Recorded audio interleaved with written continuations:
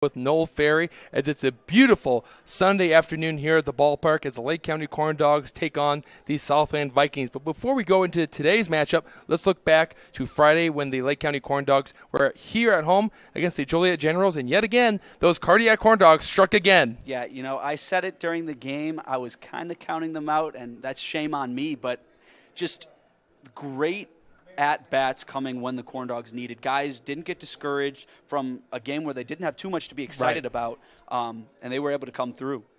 Well, it was really a good point from Adam Oppenheim, the voice of the Joliet Generals, who said in our doubleheader on Wednesday, it comes down to the free bases and not limiting walks.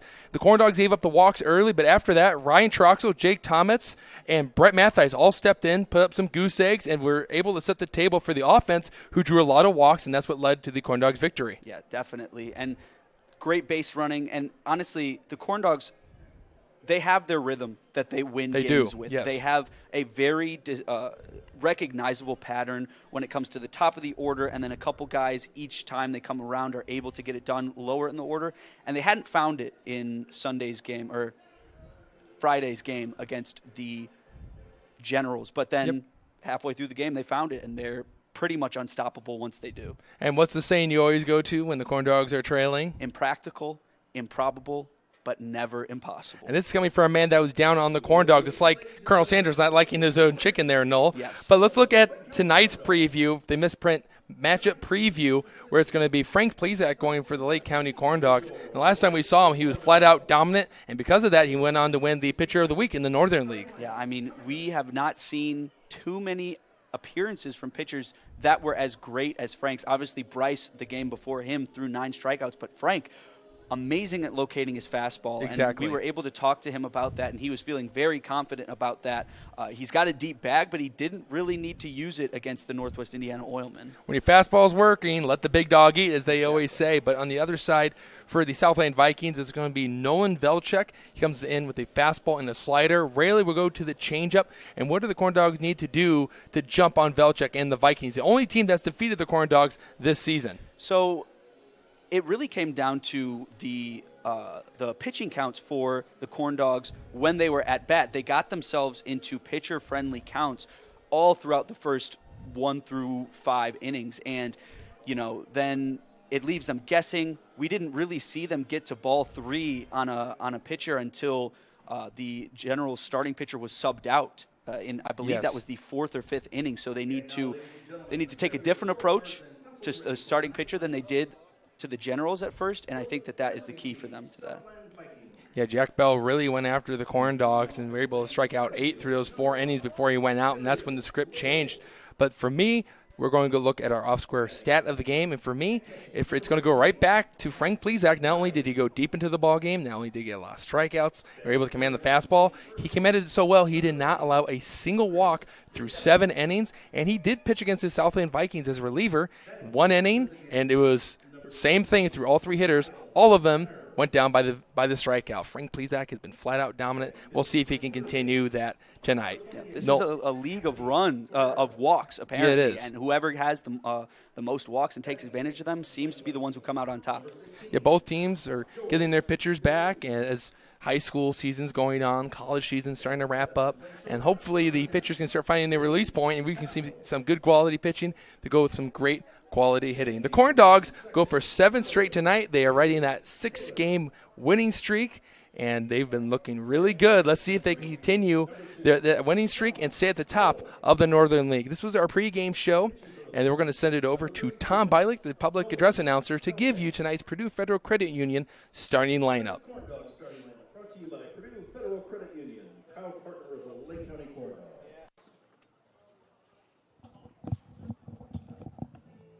And now, ladies and gentlemen, your Lake County Corndogs. Leading off and playing center field, number 24, Gavin Terry. Batting second, playing first base, number 23, Brett Mattheis.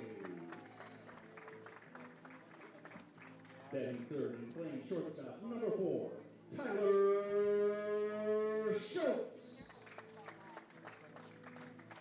Batting fourth and playing right field, number 19, Roman Coons. Batting fifth, your designated hitter, number 8, Doug Loden. Batting sixth and playing left field, number 27, Jacob Ferry. Batting seventh and playing third base, number 7, Cal Cardiac Kid Curiel. Batting eighth and catching, number 12, Jaden Real Deal. And batting ninth and playing second base, number 15, Colin Small.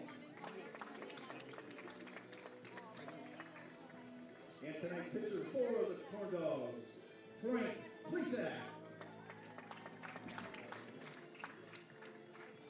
Tonight's injury report is brought to you by the University of Chicago Medicine, the Lake County Corndogs' exclusive medical provider.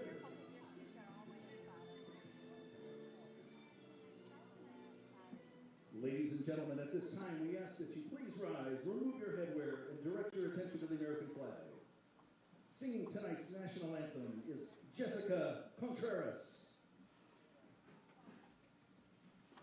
Oh, say, can you see by the dawn's early light what so proudly we hailed at the twilight's last gleaming, whose broad stripes and bright stars through the perilous fight, o'er the ramparts we watched, were so gallantly streaming, and the rockets and the bombs bursting in air, gave proof through the night that our flag was still there. Oh, say does that star-spangled banner yet wave o'er the land of the free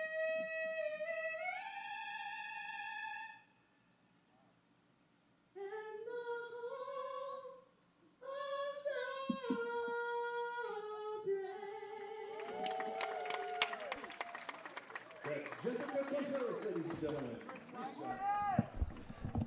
That was Jessica Contreras singing the national anthem as everyone got to look at Old Glory out in right field. As Andrew Mild here with Noel Ferry.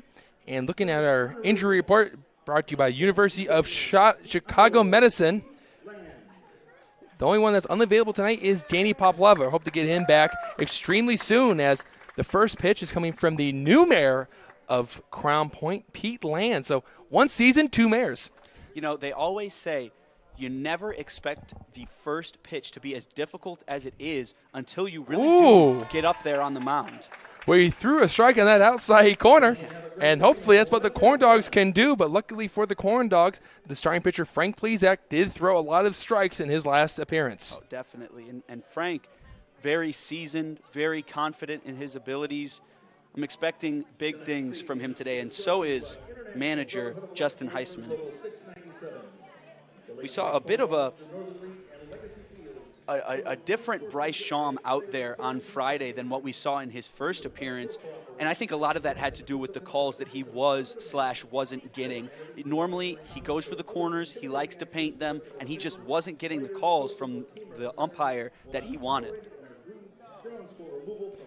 Yeah, and hopefully the Corndogs can jump out to a bigger lead this game, because I don't know how many times the Corndogs are going to fall behind in the game, and my heart's going to be able to support that comeback, because it's our emotions get up really high, and I mean, we have fun up here, but it's not fun when there's big innings are happening. That's where the story comes from, though. It's those big, long innings. I mean, 8 runs against the Oilmen. It was 6 runs against the Generals, and then it was a 5-run inning against the Generals again on Friday. Yeah, it's definitely a lot to handle. Watching this up here, and it always seems like, the task might just be a little too big, but there's no one more up to the task than this lineup for the Lake County Corndogs. Tyler Schultz, appearing in every game that the Corndogs have played so far. He's the only one on the roster to do so, as we've seen people like Cal Curiel, Gavin Terry, Jacob Ferry, all have missed at least one game. But Schultz is all about his consistency. And speaking of consistency, Brett Mathis out at first today. He played designated hitter for the Corndogs on Friday. It was able to win player of the game. Talk about consistency for the Corndogs. And you said it in that game. He's one of the better two-way players you've seen in this league thus far, because he had the big 2 RBI double, then decided, all right, well, I'm going to go in the 9th inning and get the save, the second on the year. So that's how we got Mac Brown player of the game. It wasn't just his hitting ability, but also his pitching. Noel, you ready to go? Oh, I'm more than ready. It's going to be fun tonight. We have 2 cameras, not just the one. We're moving up. We're upgrading. Here, let's look at the second one. There we go. 2 cameras tonight for the Lake County Corndogs. And let's look at their defensive alignment. In the outfield, Jake Ferry in left, Gavin Terry in center, and Roman Kuntz is out in right. On the infield, Cal Curiel at the hot corner, Tyler Schultz at short. As Noel mentioned, he is the Iron Man of this squad, playing in all 8 games, now make it 9. Colin Smalls at second, making his debut. Mathis at first, Deal behind the plate, and Plazak's the pitcher as he fires a first pitch strike, something that he did a lot in his last appearance, where he went 7 innings and allowed just 1 run. But he has struck out 9 hitters this season. 3 of them are Vikings players, and that's down and away 1-1. As he'll face off against Darius Little to start off today, as Darius Little just joined the team. And he's played in 2 games, but has contributed early with 4 hits and 9 at-bats. The pitch, and this is clobbered in the left, and then make that 5 hits and 10 at-bats for Darius Little, as he looked like he got something up and in and turned on it and had a nice approach. And that's how we start off our ball game today, as the first pitch came in at 6 o'clock, so we started right on time for the first time this season. Yeah, we see Frank starting off the game right to his bread and butter with the fastball, but he may have to be a little bit more crafty against the Vikings today. Here's a look at the lineup of the Vikings real quick. Little, you just saw, singled. Max Malley's at the plate, batting second. McDivitt batting third. Kyle Fenner bats clean up and will be the DH tonight. Little fakes like he was going to go, and it's a called strike, 0-1. Anthony Ferreno will bat fifth. George Bilicki bats sixth. He's out in left field. And then it's Cano, Taylor, and Moore to round up the lineup for the Southland Vikings this afternoon. Little on the move, swing and a miss, and he gets past Deal. Actually, no, they're going to say it's a foul ball. It's a foul ball. So that means Little, who had a great jump over at first base and got there, will have to retreat back. Yeah, that's a break for the Corndogs there, as that one got past Jaden Deal, who finally is back in the Corndogs lineup. He played, I believe, 4 or 5 straight games when the Corndogs were missing their 2 other catchers. The Corndogs are up to 8 games, so I think you're right. He played the first game of that doubleheader, and then he sat out game 2 and then didn't play on Friday. So he's playing 6 straight games for the Corndogs before getting 2 off days and returning to the lineup today. 0-2 pitch, Little on the move again, and it's fouled off. Malley, who's behind in the count, had to protect.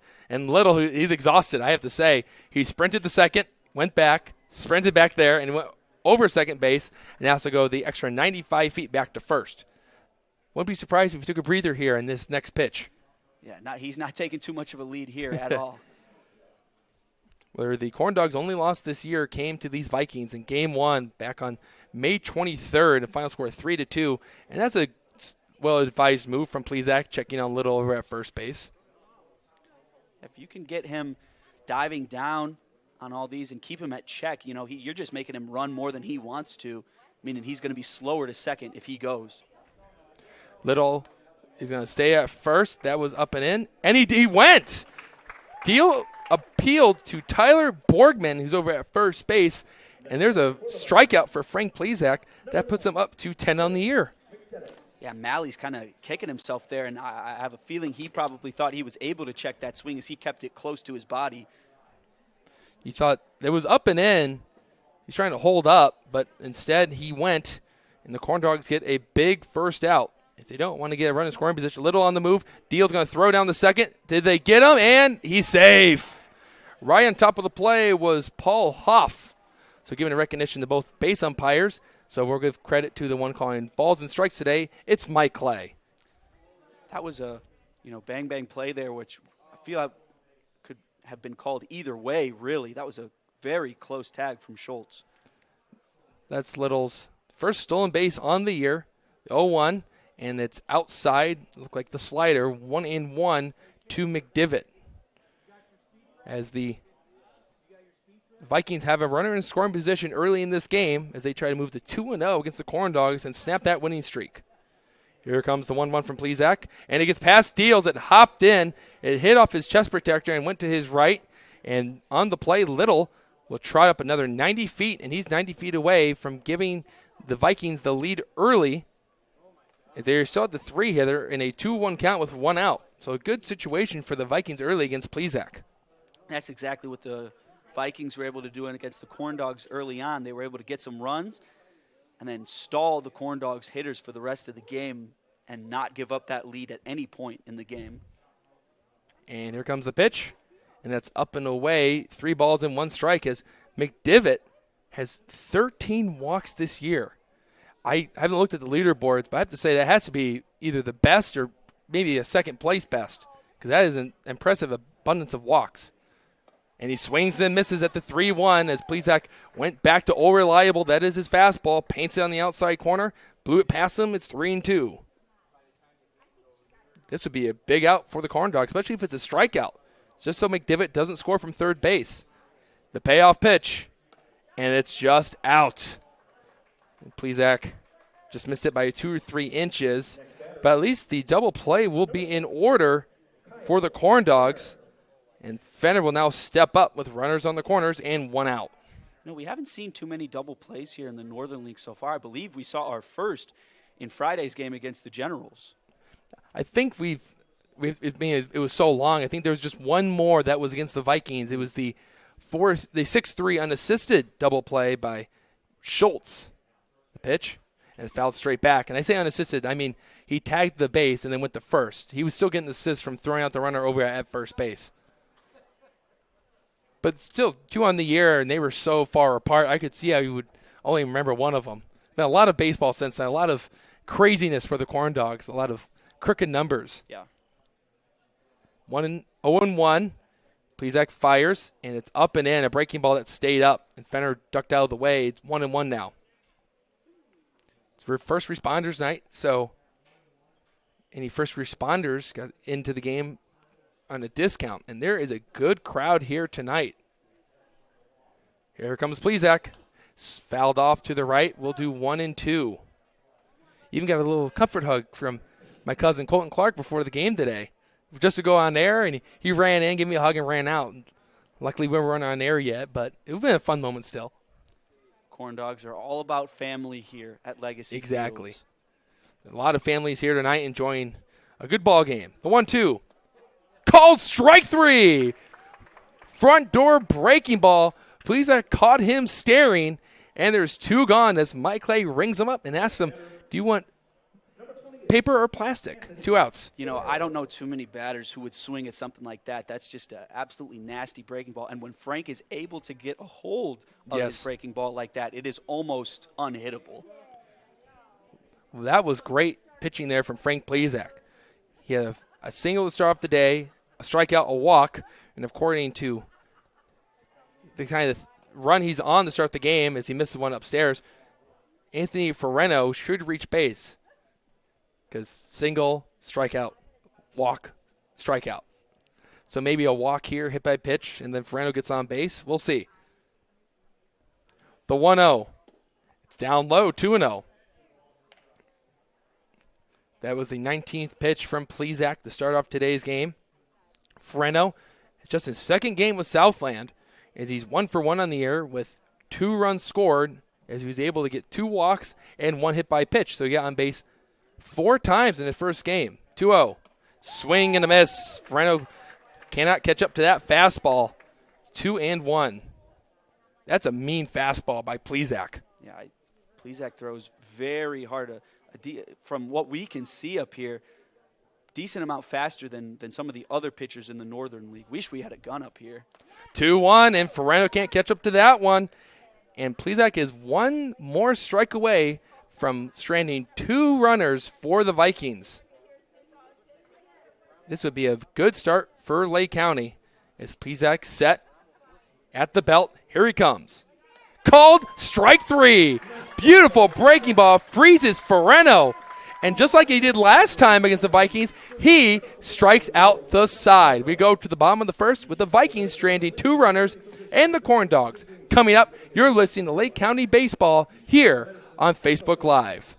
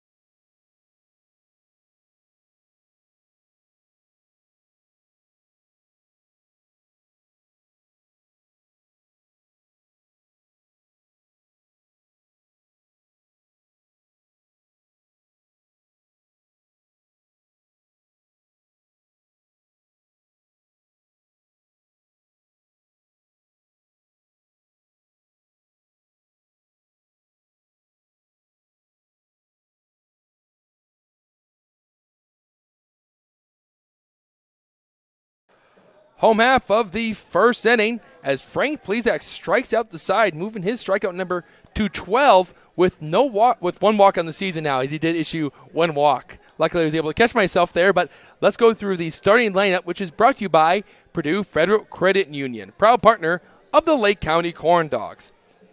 Batting leadoff, playing center field, is Gavin Terry.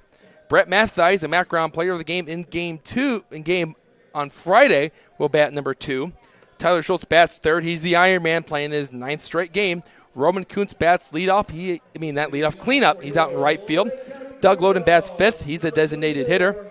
Jake Ferry is in the 6th hole out in left field. And then rounding out Justin Heisman's Lake County Corndogs lineup for today's game is Cal Curial, Jaden Deal, and Colin Small, making his first game in the Corndogs uniform. Here comes a pitch from Velchek, and it's a bunt pulled back, and it's a called strike anyway. 0-1 to start the day for Nolan Velchek, as he went 4 2/3 innings, allowed 7 hits, 1 earned run, 2 walks, and struck out just 1 against the Crestwood Panthers.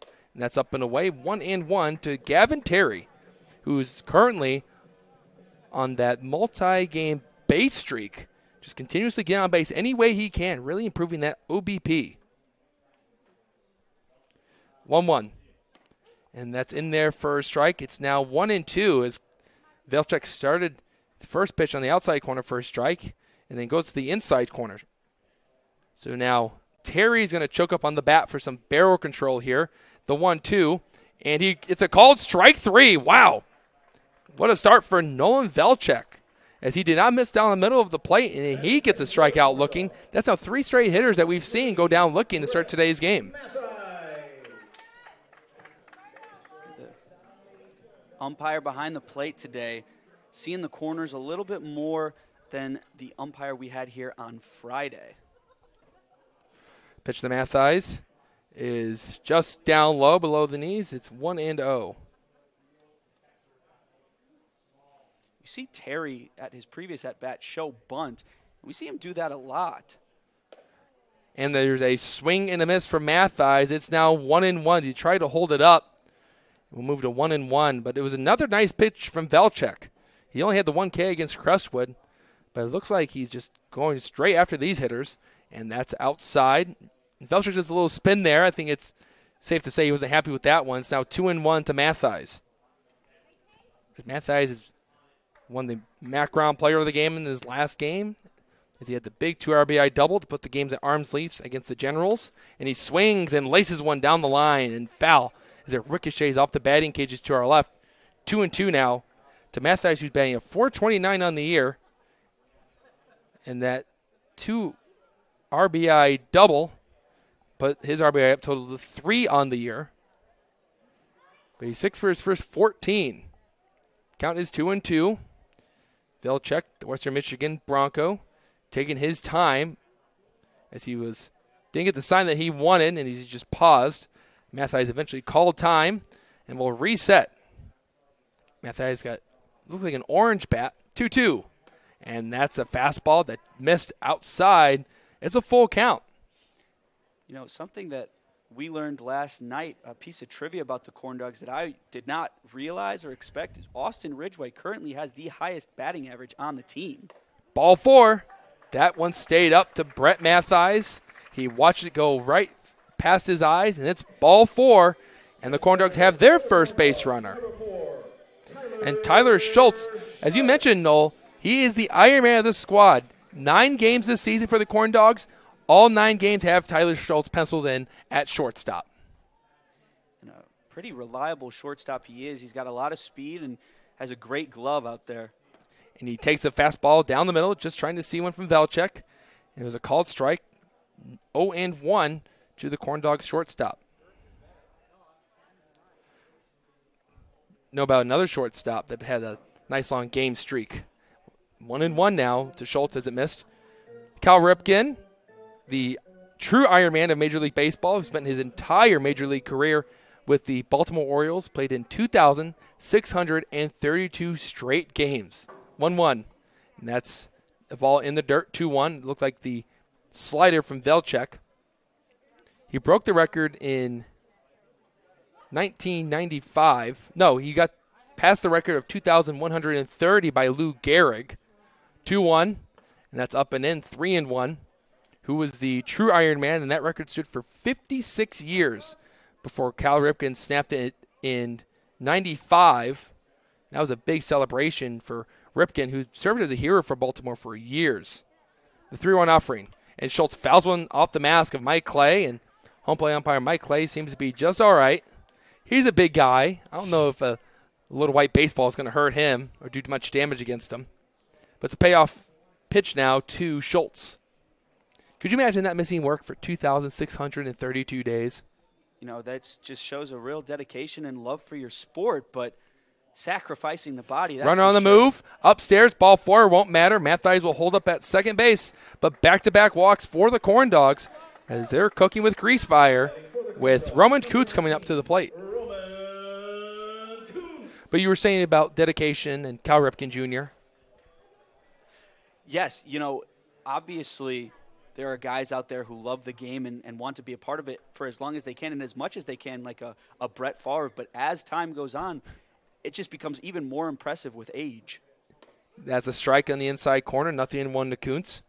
Well, here's what was interesting to me the other day, learning about Lou Gehrig. Well, Gehrig, of course, he sat out of a game because he was developing a disease, which went down as Lou Gehrig's disease, but it's ALS. And Kuntz fouls this one. It was on the hands, and it's 0-2. But when he got ALS, he didn't know he had it, and he sat out of a game because he just wasn't performing up to expectations. Again, Lou Gehrig, he's the first player to ever get his number retired because he played so well for the Pinstripes up in New York, one of the original Bronx Bombers. 0-2 count. Here it comes. And swing and a miss. It's the slider, and Kuntz was not happy with himself as he saw that one drop right in, and there's 2 outs, both by via strikeout for Velchek. But he passed away shortly after 1939 when he announced his retirement. But we fast forward to 2022, and if someone was diagnosed with ALS like Lou Gehrig was all the way back in 1939, they'd still have the same thing, being told the same thing. So that's just a little done against ALS. And it was ALS Day in Major League Baseball for Lou Gehrig. It marked his first game played for the Yankees and started that 2,130-game streak. But if you want to donate towards the cause, go to MLB.com/ALS. As Boog Sciambi from the Chicago Cubs, he's really big for it. It was a really huge deal at Wrigley a couple nights ago against the Cardinals. There's a pitch. Loden skies one into left field. Going back is Balicki. He's camped underneath it. He drifts to his left, and he makes the play to end the inning. Corndogs strand a pair as Velchek was able to get his way out of this inning. We move to the second inning with no score. And you're listening to the Corndogs Baseball on Facebook Live.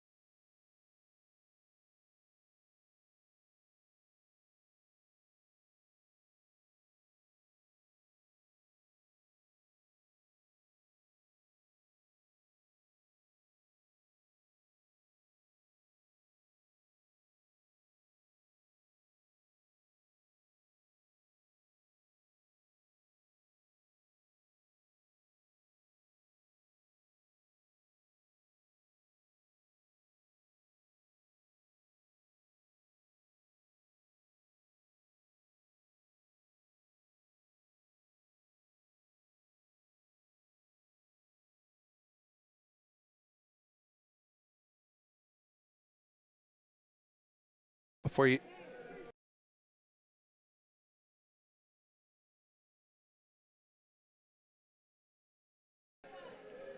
Welcome back. We're through one frame, and there is no score on this beautiful, looked like it was 78 degrees night, as there's 4-mile-per-hour winds coming in from the southeast. So going out to left field today. And before we get back into action, the University of Chicago is proud to be the exclusive medical provider of your Lake County Corndogs. UChicago Medicine is a leading community of physicians, researchers, and game changers that make a difference in your life. UChicago Medicine at the forefront. And tonight is First Responders Night, so a big thank you to all the first responders out there, as this was just a few years ago, we weren't able to be here because of COVID. Yeah, definitely. No one made a bigger sacrifice than those first responders during those time where a lot of people didn't have work. It was too unsafe to go to work. They didn't really have a choice. They had to put their lives on the line and their families' lives on the line. So they can't even go see their families exactly. sometimes. Huge thank you to them. There's the pitch. This is clobbered out to left field, but Ferry will just move to his left, put up the glove, and one pitch and one out starts it for Frank Plezak, who threw 22 pitches in that first inning. Yeah, Frank, happy to see that one. You want to keep it low, try to go as long as you can in today's game if you're Plezak. Don't know who's going to be in the bullpen tonight for the Corndogs, but here comes the pitch, and a breaking ball misses outside. 1-0 to still my favorite name in the Northern League, Blaze Cano, who actually hit the big RBI double against the Corndogs in Game 1 of this season. The pitch, and that's a strike, 1-1. I even put I think they call it an Enye by Cano. I don't know if that's right or not, but I thought it'd still be cool to write it. And it's even looked really good in the book, so I'm really proud of it. Oh, definitely. Usually I have sloppy handwriting. 1-1, hit to the right side and foul. Do you have chicken scratch handwriting? Because I've always had it. I would say I used to, and I wouldn't say that I have the best-looking handwriting, but it is definitely legible. It's legible. That's why I said if my professors can read it, that's fine. It's not terrible. It's the 1-2 pitch. Here it comes, and that's down low. Looked like a waste pitch. It's 2-2, and we saw it coming into this inning. It was Doug Loden and Dylan Matusak that was addressing the mound, really manicuring it with some rakes. And we saw it there after Plezak's pitch. He looked down and was trying to adjust the dirt, something he's not happy with the mound today. Break-even pitch. Swing and a miss. It's the fastball, and it's 2 outs and 4 strikeouts already for Mr. Frank Plezak. He's picking up right where he left off, and he's definitely feeling good out there on the mound today. Speaking of the mound, it almost looks like, the cover might have been placed on improperly and a little bit of moisture got under there overall, but it looks a little uneven with some patches. Yeah. It does look a little bit darker than the rest of the dirt on the infield. You do have a very good point there. The new hitter takes a ball upstairs, 1-0. It's A.J. Taylor, who plays second base and batting eighth, and he wears the number 8. See what he does here against Plezak, who fires the 1-0. And it's in on the hands into right center. Going out is Colin Small, and he makes the play in shallow right field, and that ends the inning a lot quicker than that top of the first inning as the Vikings go down 1, 2, 3. We go to the middle of the second inning with no score. You're watching Corndog Baseball on Facebook Live.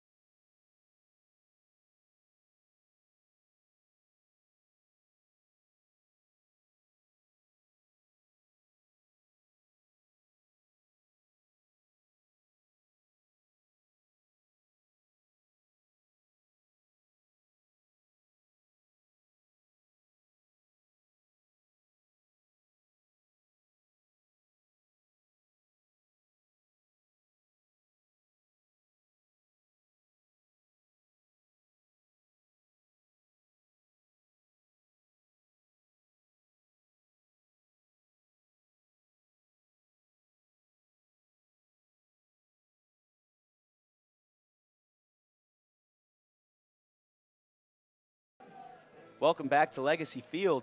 A friendly reminder that Purdue Federal Credit Union is proud to be a part of the Crown Point community and support organizations like the Corndogs. At Purdue Federal, we take pride in being your financial partner through all of life's big events. You can visit us just down the road at 113th and Broadway or always online at purduefed.com. Purdue Federal Credit Union, your trusted financial partner for life. Thanks, Noel.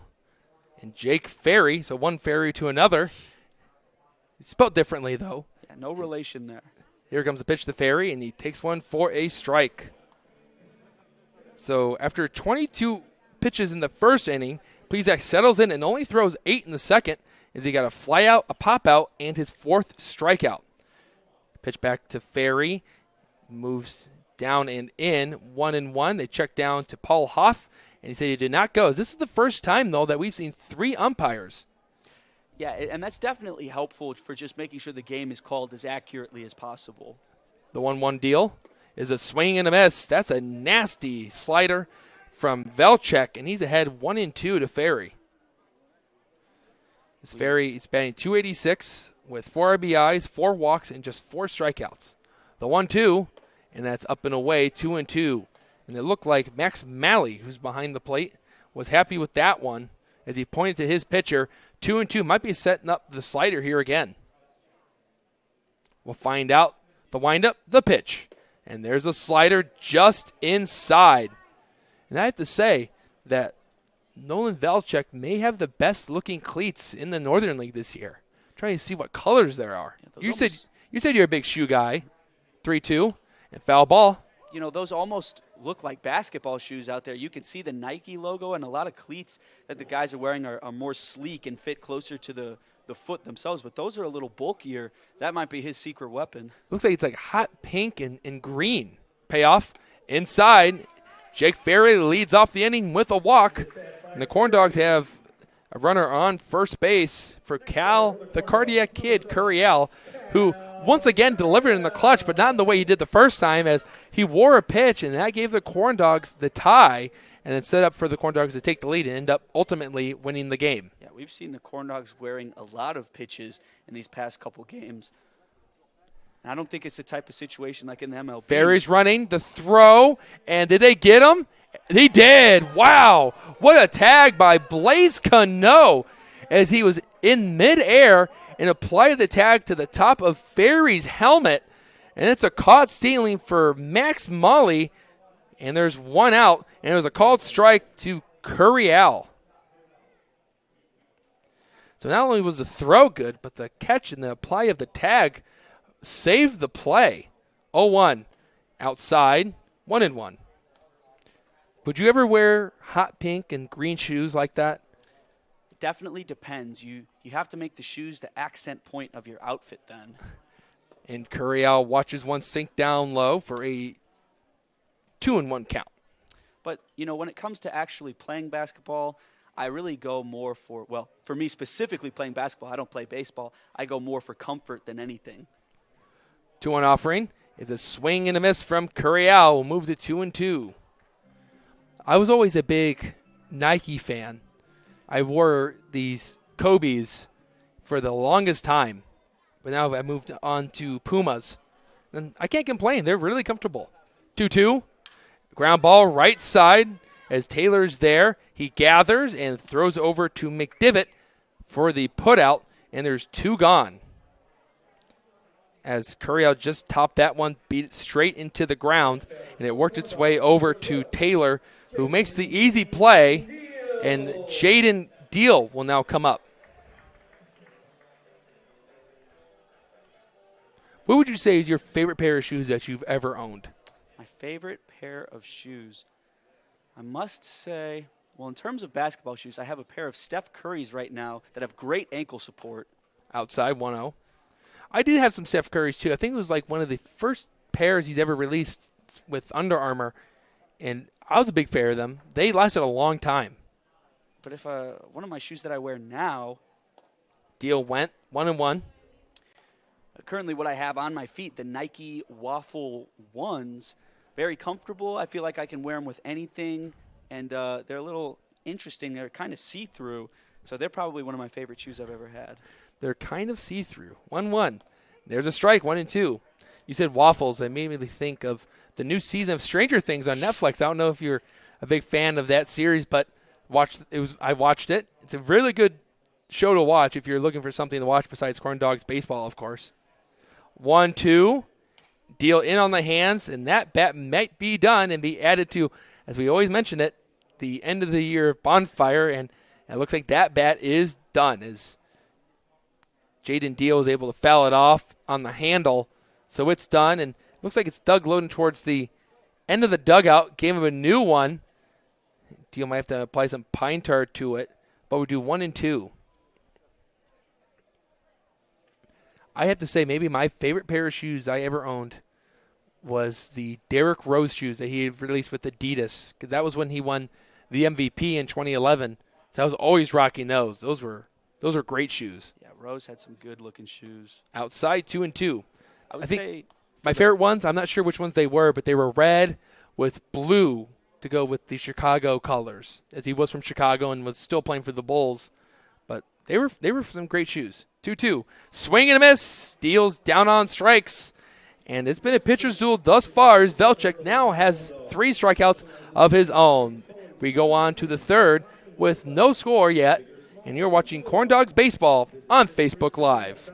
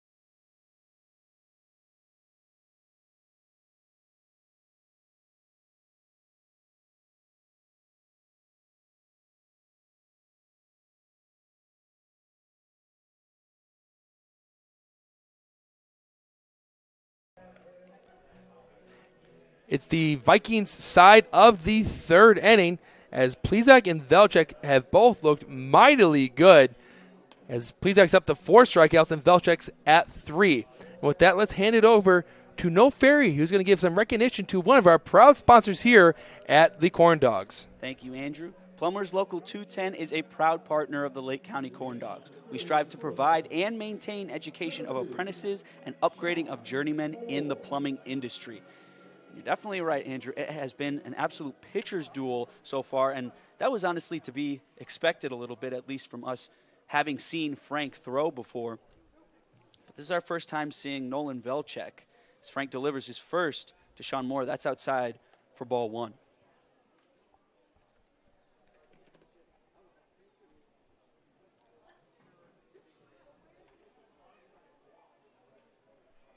Here comes the 1-0. That's outside, same spot for ball 2. Sean Moore, 6'1", 170 pounds. It's a good frame to have. Here comes the 2-0. Big swing and a miss from Moore.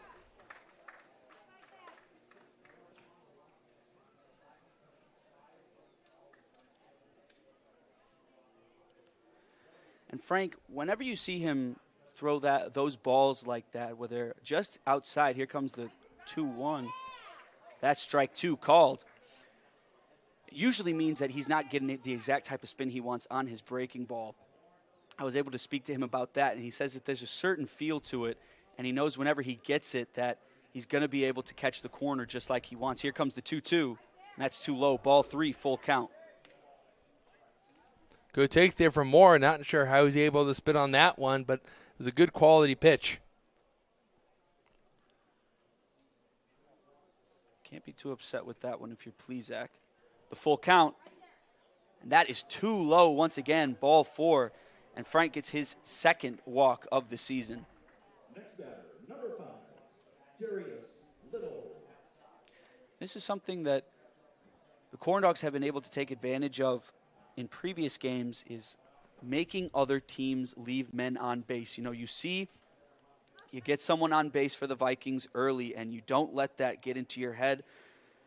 You deliver, you get your outs at the plate. Here comes the first pitch. That's through the legs of Deal.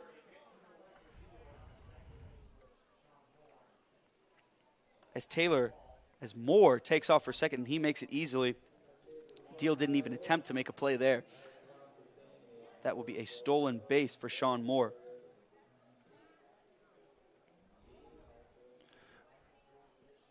We made a really good point. I mean, Lake County has been really forcing these teams to leave runners on base, but it's because of the opposing batting average. Here comes the 1-0. That one's popped straight up for strike 1. So we hear that hit the top of our announcer's booth. And I think that if the Corndogs can cut down on the walks, they're going to be a mighty dangerous team. An opposing batting average of .218. And second place is .313. So there's a big discrepancy. Here comes the 1-1. That almost catches the hands of Darius Little for ball 2. And, yeah, you know, even in that inning against the Joliet Generals where we saw them, I believe, score, 6 runs? I believe there were only 2 hits in that entire inning. Here comes the 2-1. That one's hit into right. That'll go down as a single as here comes Moore, and he will score the throw. Colin Small didn't even attempt a play there at home. So Moore was showing off his speed there. There's a first strike of the day for the Vikings as they are now up 1-0.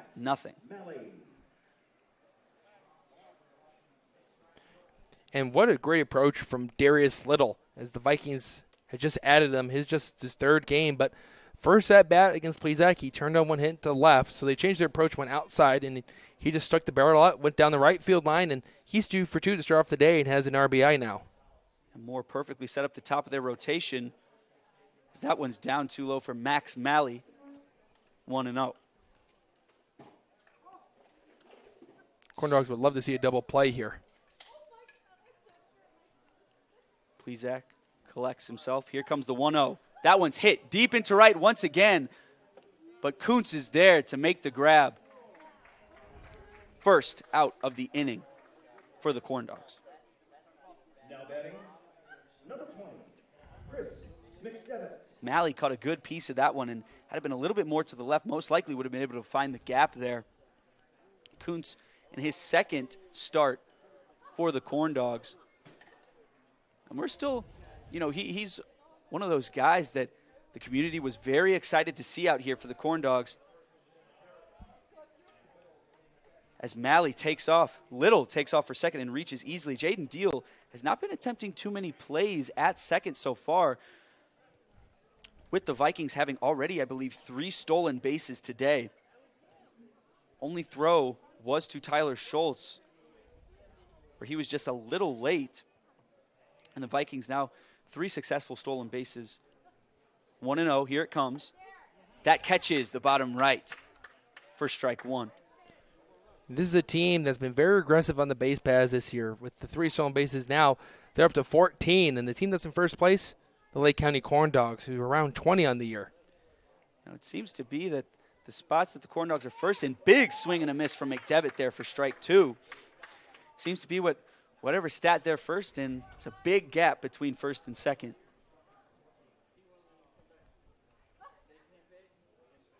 One and two. Plezak. The windup, the pitch. Big swing and a miss again. Plezak gets another strikeout on the day. His 5th. Now batting for the Vikings, number 23. Brings up Kyle Fenner for the Vikings. Yeah, I've been really impressed with Plezak because he's not had his best stuff early. He's missing out of the strike zone. But when he's attacking these hitters and forcing them to hit his pitch, he's untouchable. We haven't really seen anyone make too much contact with the fastball today. So that one's down right in the middle of the zone for strike 1. The Vikings only have 2 hits, Noel, and it comes from the man that's on second base, and Darius Little. Yeah, Little thought about going to third there. That one's a little closer of a play for Deal to make to Cal Curiel. The 0-1, another swing and a miss. Here we go, 0-2. Plezak's looking to get his 6th strikeout and end the inning right here and keep it as just a 1-run game. Plezak gets his signal from Deal. Big swing. That one's caught and tipped by Fenner. It was still a big swing, just got a piece of it. I heard that one a little too late as I was already given the call. He did, in fact, get a little piece of the ball there. You were ready to ring him up and Yeah. get some energy into the Corndogs, but maybe need one more pitch. Let's see. Here comes the 0-2 again. And that one's hit into right. That'll go foul. Matt Dyes was there. Had it stayed fair. Not too many positional rotations for the Corndogs, but one that we do see is the switching of Brett Mattheis and Donovan Nanfelt at first, and both seem to be pretty reliable there at first. We've even seen Doug Loden make one start at first base this season. Plezak delivers the 0-2. And that is strike 3 called. Left him looking. Fenner is retired, and Plezak collects his 7th strikeout of the day. And we now go to the bottom of the 3rd inning. I'd like to direct your attention to the home.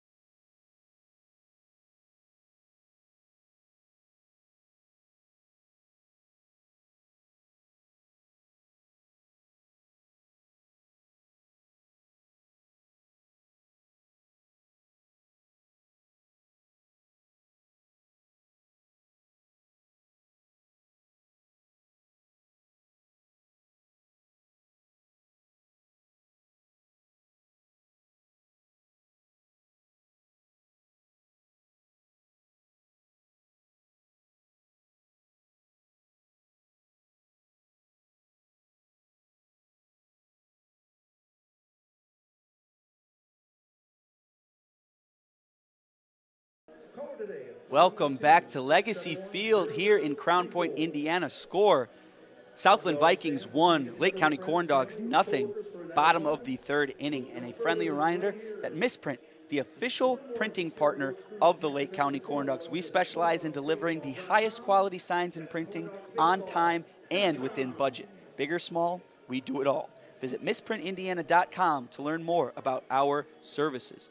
And Andrew, we're about to see our first at-bat from Colin Small as a member of the Corndogs. Today is his first day as part of the team. And it's always exciting to see these new guys filter in and see what they have to offer to the team. And that would be all of you. Thank you so much. Colin for Small, supporting the Lake County Corndogs. Give yourself a fitting, big hand. stands at 5'7", smaller than most of the other players on this team, but I'm sure he definitely packs a punch at the plate. You just have to toss that one in there. I definitely did. Colin Small is small. Velchek delivers his first. That's outside for ball one. And it was a pretty cool moment we just had going into this inning as the Corndogs gave memorabilia to a police officer, Daryl Schaefer, to talk about his story in a minute. The 1-0. That one's fouled straight back by Small. But back in December, there's this high-speed chase, and the mother drove into a lake. And, of course, it's December in St. John, so everyone knows how cold it can get. He dove into the water and saved 2 young girls. Here comes the 1-1. That one's fouled straight back once again. And, yeah, what an amazing story that is. Yeah. It takes a special type of person to be willing to risk their lives, to save lives of others. And where would we be without our first responders from all different areas? Here comes the 1-2. That one's popped straight up into right. Is this one going to be playable for the Vikings? And that's just missed by Max Malley behind the plate as he dove almost right into the fence. Great hustle play by Malley there, leaving his face mask behind, but unable to grab that one. Yeah, back to that point, I mean, it was December, so I can only imagine how cold it was at night. And not only was he risking his life by possibly drowning, but hypothermia is also a huge thing at that point. And you couldn't have said it any better, Noel. Where would we be without our first responders? Yeah. They should deserve a night every night. 1-2. Ooh, Small reaches out for that one and strikes out swinging on Nolan Velchek.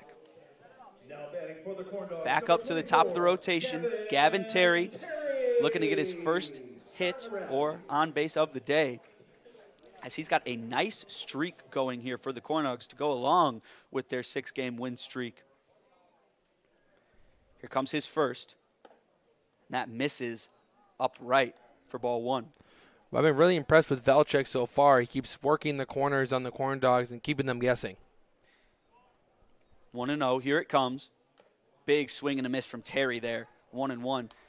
And not to mention, speaking on the first responder story, when you dive into water that cold, your body almost immediately tenses up. So to be able to still get it done takes laser focus. The 1-1, checked swing from Terry, and does not go there. Ball two. Like I said before, it takes a special type of person to be able to do something like that. The dedication is extremely impressive. 2-1. Down and inside for ball three. And according to a report on Fox 32 Chicago, the one girl was 3 years old, the other one was just 8 months.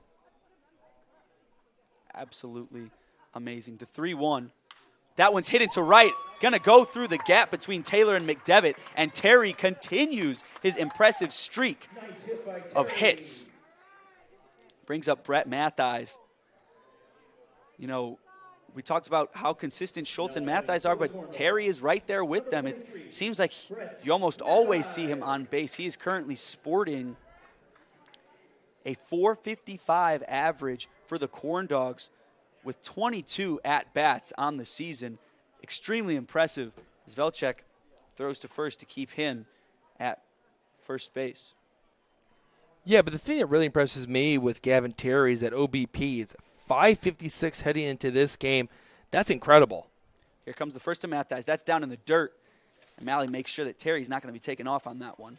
And to kind of explain what OBP means, it means on-base percentage, and that means how many times does he get on base, either walk, hit by a pitch, getting base hits. So it adds other things into a factor. The 1-0. Terry goes. The throw is not in time. Terry is safe at second. Another stolen base for Gavin Terry. Great jump, and Terry's in there, and he's still in first place for the Corndogs when it comes into the department of stolen bases. That moves him up to 7 on the year. Wow. That was a great slide from Terry there. That was a great throw by Malley. The 1-0.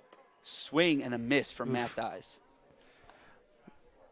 Well, Tom Bylick, our PA announcer, likes to play Michael Jackson before the game, so I think it's safe to say Gavin Terry is a smooth criminal. Oh, definitely. Not sure what Terry's walk-up song is, but that could definitely be it.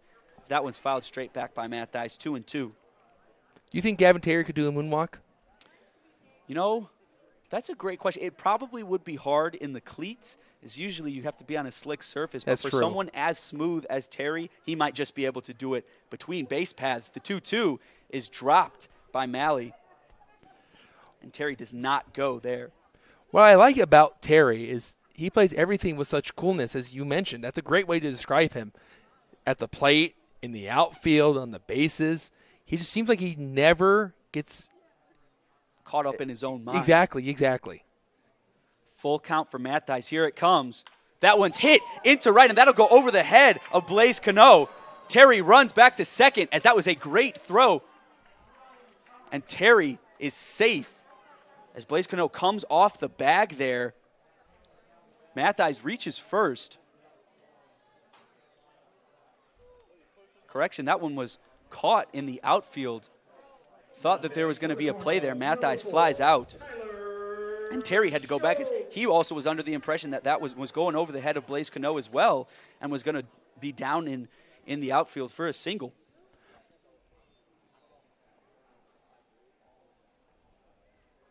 The first pitch to Schultz is outside for ball 1.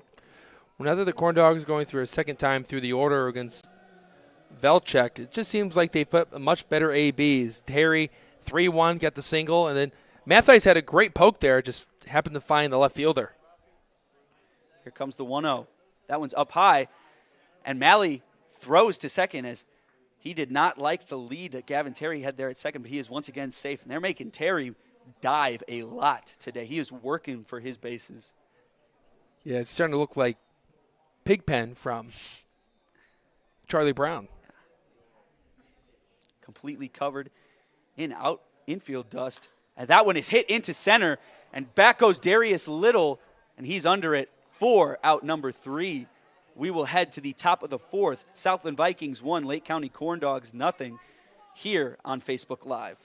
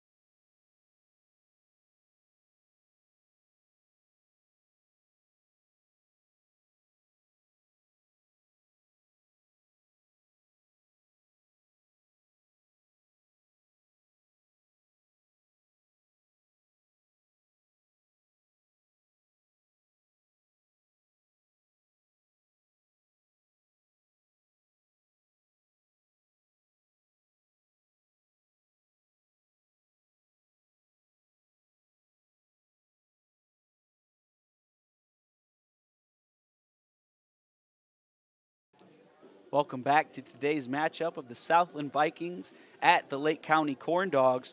Corndogs currently on a 6-game win streak, look to continue that today. And looking out there at the beautiful blue uniforms for the Corndogs, here's a reminder that Macron is the official jersey partner of the Lake County Corndogs. Work hard, play harder. We are definitely seeing the 2 pitchers out there today, Nolan Velchek and Frank Plezak, playing harder than anyone else. They have plenty of strikeouts between the two of them. Anthony Fornero up to bat for the Southland Vikings. Fresh inning for Plezak, as he left a couple stranded last inning, but did give up a run. Here comes the first, and that's right down the middle of the plate for strike one. Plezak going right back to his fastball, where he is the most comfortable at. Here comes the 0-1, and that one breaks just a bit, but not enough to get into the zone. That's 1-1. That change of speed there was definitely impressive from Plezak, but Fornero wanted nothing to do with it. He did not bite at all. Here comes the 1-1. Big swing and a miss once again. We are just seeing the same thing over and over again from the Vikings and Plezak, as they are not able to catch his fastball. And I like the approach that Fornero here had at the beginning. He was letting things go, and he anticipated that slow breaking ball there, the 1-2. Another swing and a miss. Add that to the strikeout count for Plezak on the day. Strikeout swinging for Fornero. And like I was saying, Fornero had a great approach there to start it off. He saw the first fastball go past him and then was able to anticipate that change of speedy breaking ball. But then, once you get past that, you have to anticipate the fastball coming back, and he did 2 times in a row. He just wasn't able to connect on it. As we see George Billicky up to bat, he takes his first. That one's hit deep into left field. Back goes Ferry, running a lot, and he makes the play as his hat flies off. Great play in left field by Jacob Ferry. 2 quick outs for the Lake County Corndogs here in the top of the 4th, and that brings up Blaze Cano. Ferry definitely had to run on that one and lost his hat. That definitely can be disorienting for players out there, but still able to make it look easy, and that's what a lot of these Corndogs defenders do. Here comes the first to Cano. That one just misses the bottom right corner for ball 1.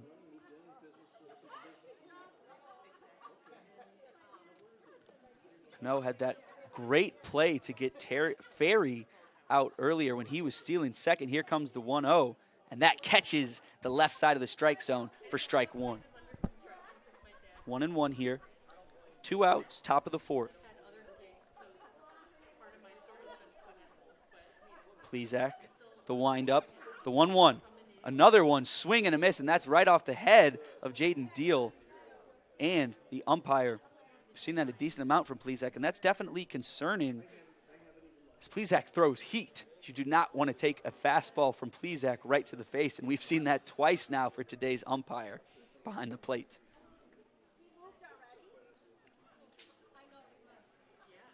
1-2 here, and Plezak is looking to grab another strikeout here to add to his resume and get this out of this inning quickly. The 1-2, and that misses the top right corner, ball 1. Ball 2.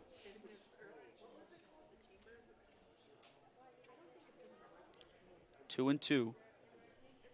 And we're seeing a similar approach here from Cano as Ferraro was starting off with Fornero. The 2-2. Up too high, ball 3, full count. They're just letting it go past them, watch it, and hope that Frank isn't able to get a hold of his breaking ball and pile up these balls, but that's definitely a risky approach as Frank is not scared to throw right down the middle of the plate. Full count here. Here it comes.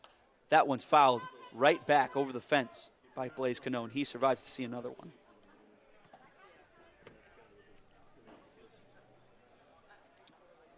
Plezak, had it not been for that first inning, would see a relatively low pitch count right now.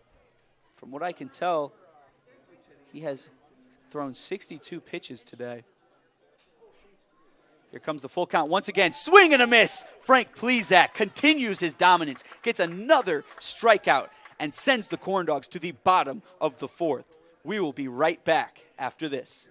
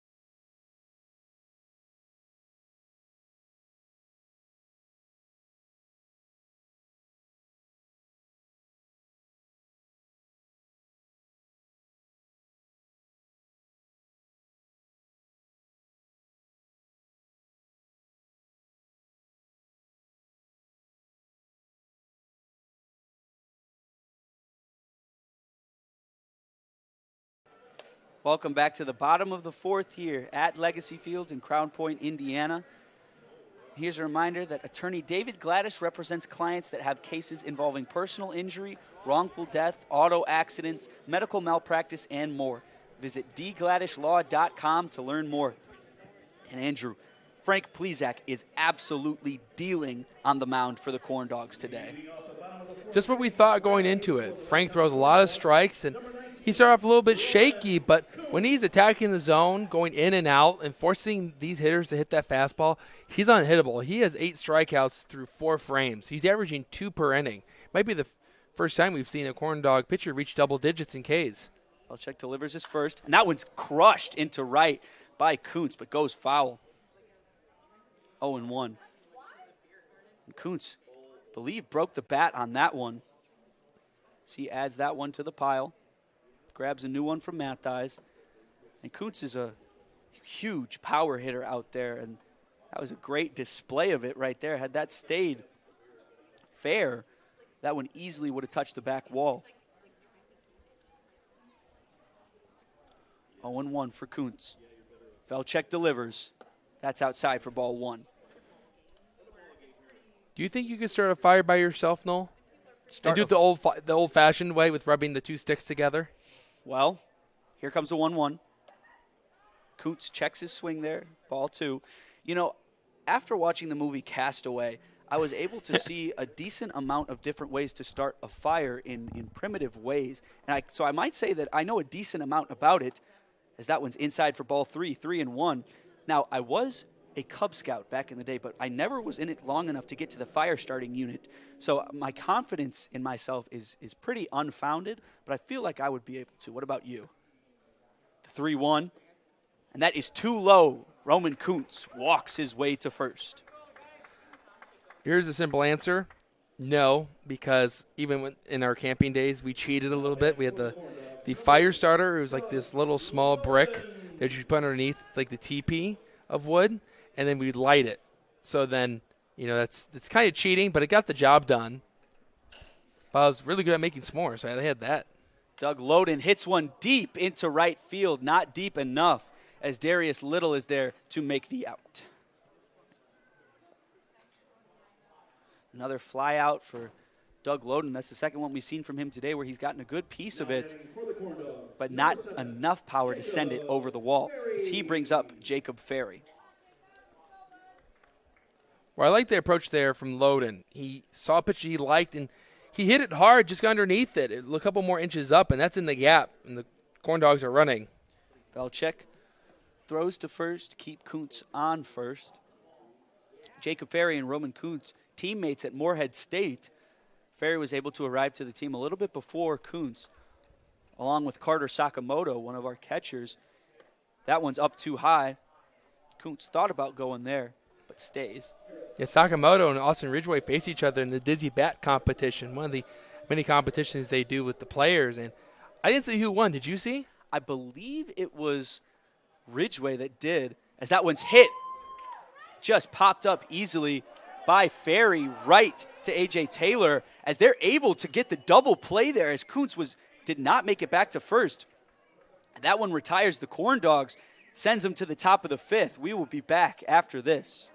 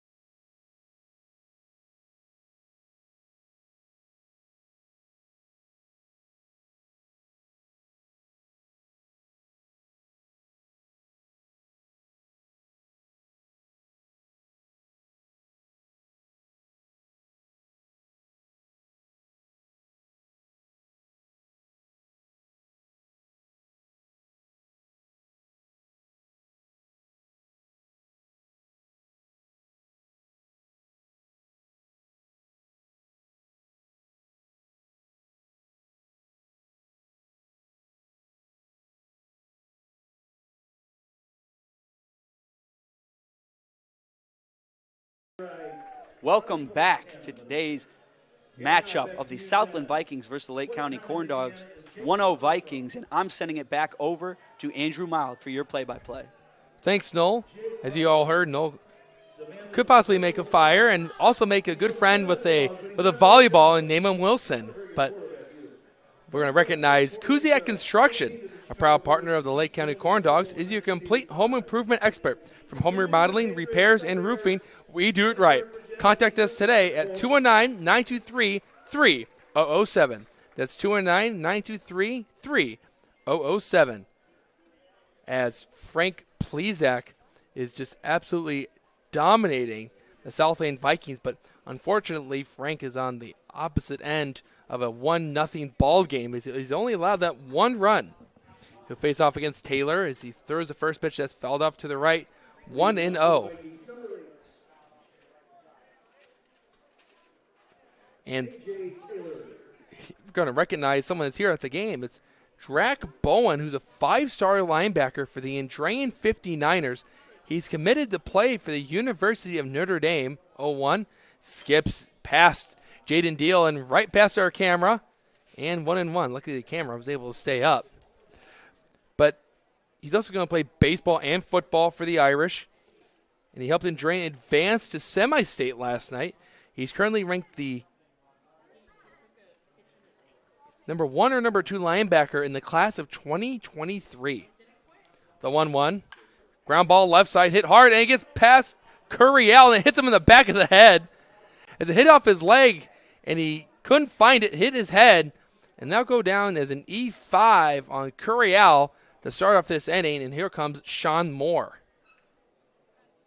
Next batter, number 2, Sean Moore. When it comes to errors for the Corndogs, I believe the place on the field where we see it happen the most is at that third base spot. As Danny Puplava has had a couple on the season, Curiel has had a couple on the season. So, from a relatively reliable infield, that's a weakness for them. Up and away to Moore, 1-0.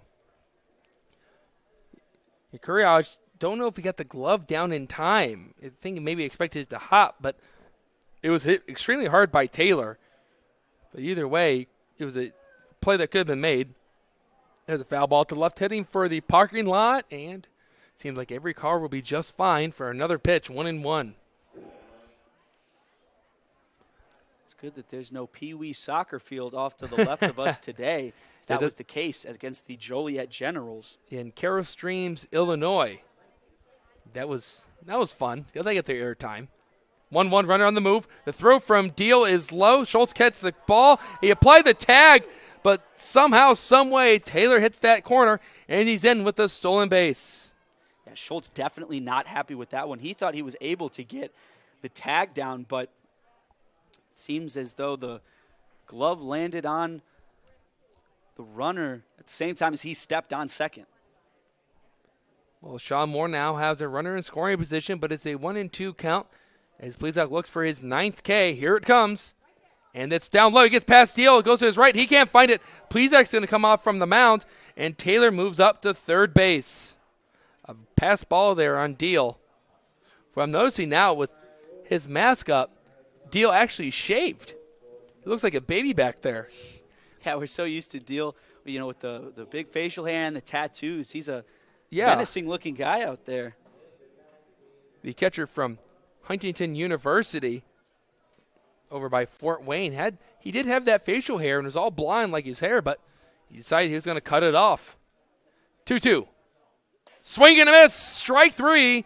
And Frank Plezak has tied the franchise record of 9 strikeouts in 1 appearance. Ties Bryce Sham, and he's one more away from setting the record. I believe he was able to get that record in 2/3 less of an inning than Sham was. So we have a very similar situation here, and maybe Plezak can continue his dominance today. This is the pain for Plezak is the man at the plate right now, the thorn in the side. It's Darius Little, who's 2 for 2 with a couple of stolen bases and an RBI. Feeling we're not going to see too many right down the middle of the plate here for Little. Pitch driven into right center field, slicing it away from Terry, but he's there. He'll make the play. Tagging it from third is Taylor. The throw is cut off by Mathies as he just plays it on a hop, and it goes down as a sacrifice fly for Darius Little. But do not charge that run towards Plezak's line score as it's unearned. It's now 2-0 for the Vikings.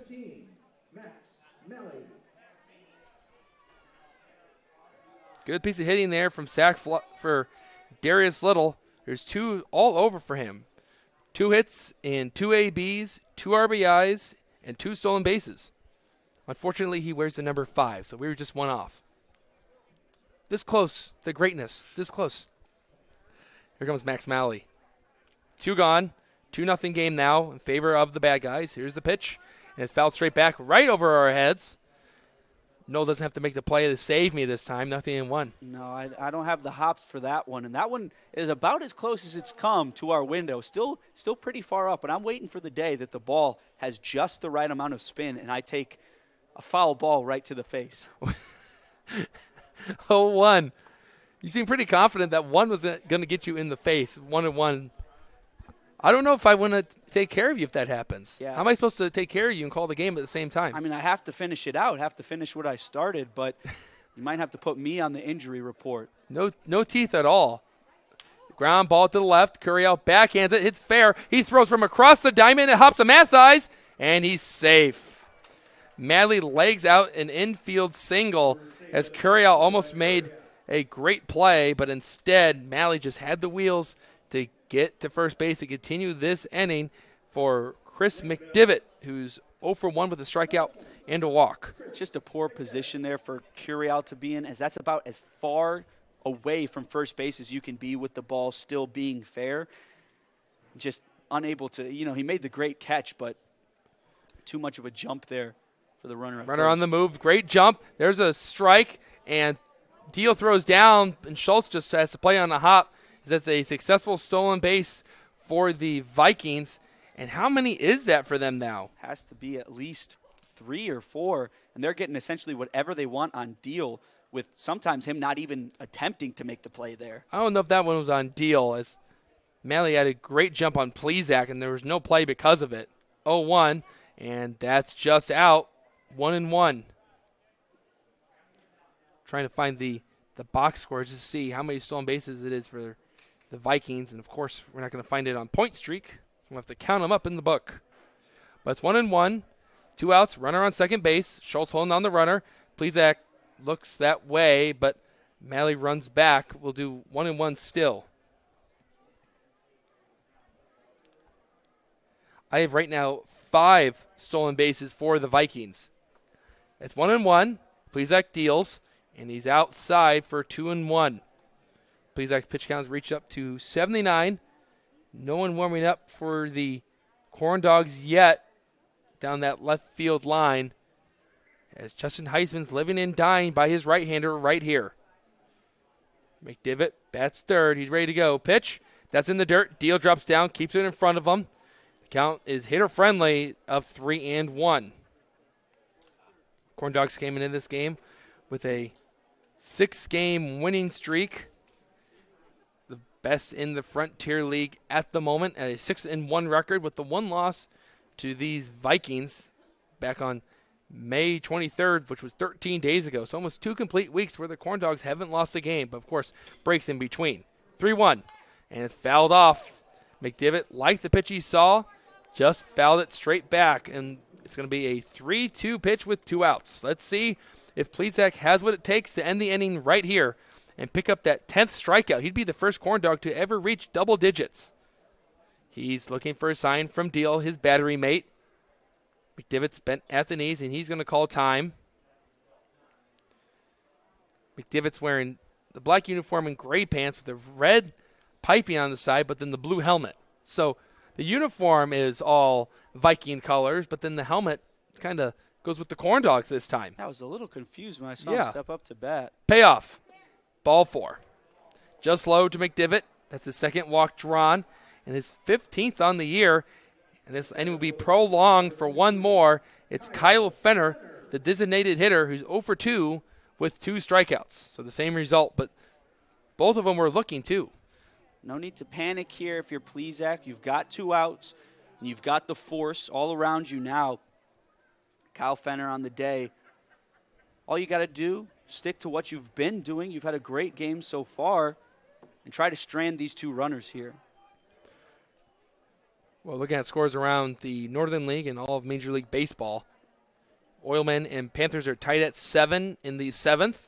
Cubs lead 2-0 on the Cardinals, and the White Sox squeaked one past the Rays 6-5 to close out that series and take it on the road.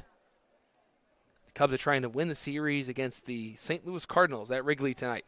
Here comes the pitch from Plezak. It's another one that skips in to deal as he does the universal sign from behind the plate of calm down, we're okay, just throw some strikes and force these guys to hit you. Well, I don't know if that's universal, but at least the calm down part was. Maybe universal to you, Andrew, but that's news to me. That's news to you. The 1-0. And it's fouled off the leg, 1-1.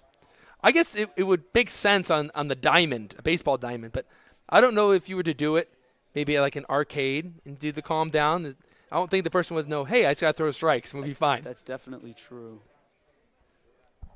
Because I get that sign a lot, especially during Cubs games and Bears games. Unfortunately, it's usually because the Bears did something bad in the game, but we'll live with it.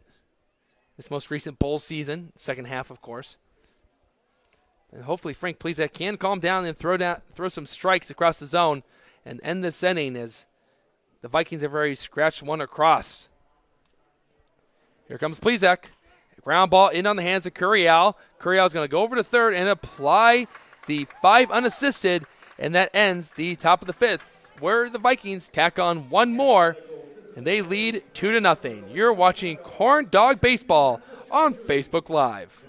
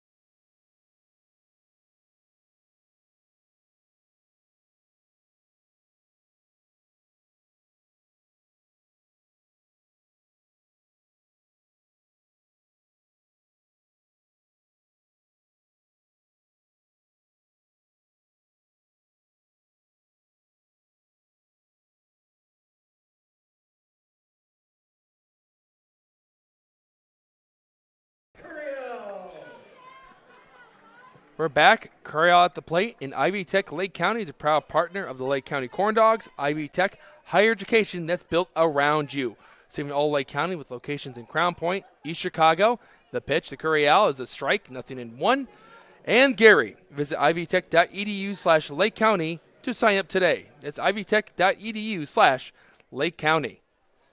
0-1 offering from Velchek is hit into right center. It's sinking fast, but Little will go to his left and make the play over the shoulder. And it's a loud first out for Curiel, who hit that ball hard, but just hit it to the deepest part of the yard. Next batter for the Corndogs, number 12, Jaden. Well, if you're Curiel, you look at that, you say, I got a good piece of that one. Didn't fall exactly where I wanted it to, but at this next at-bat, you know that you're seeing what you like from Nolan Velchek.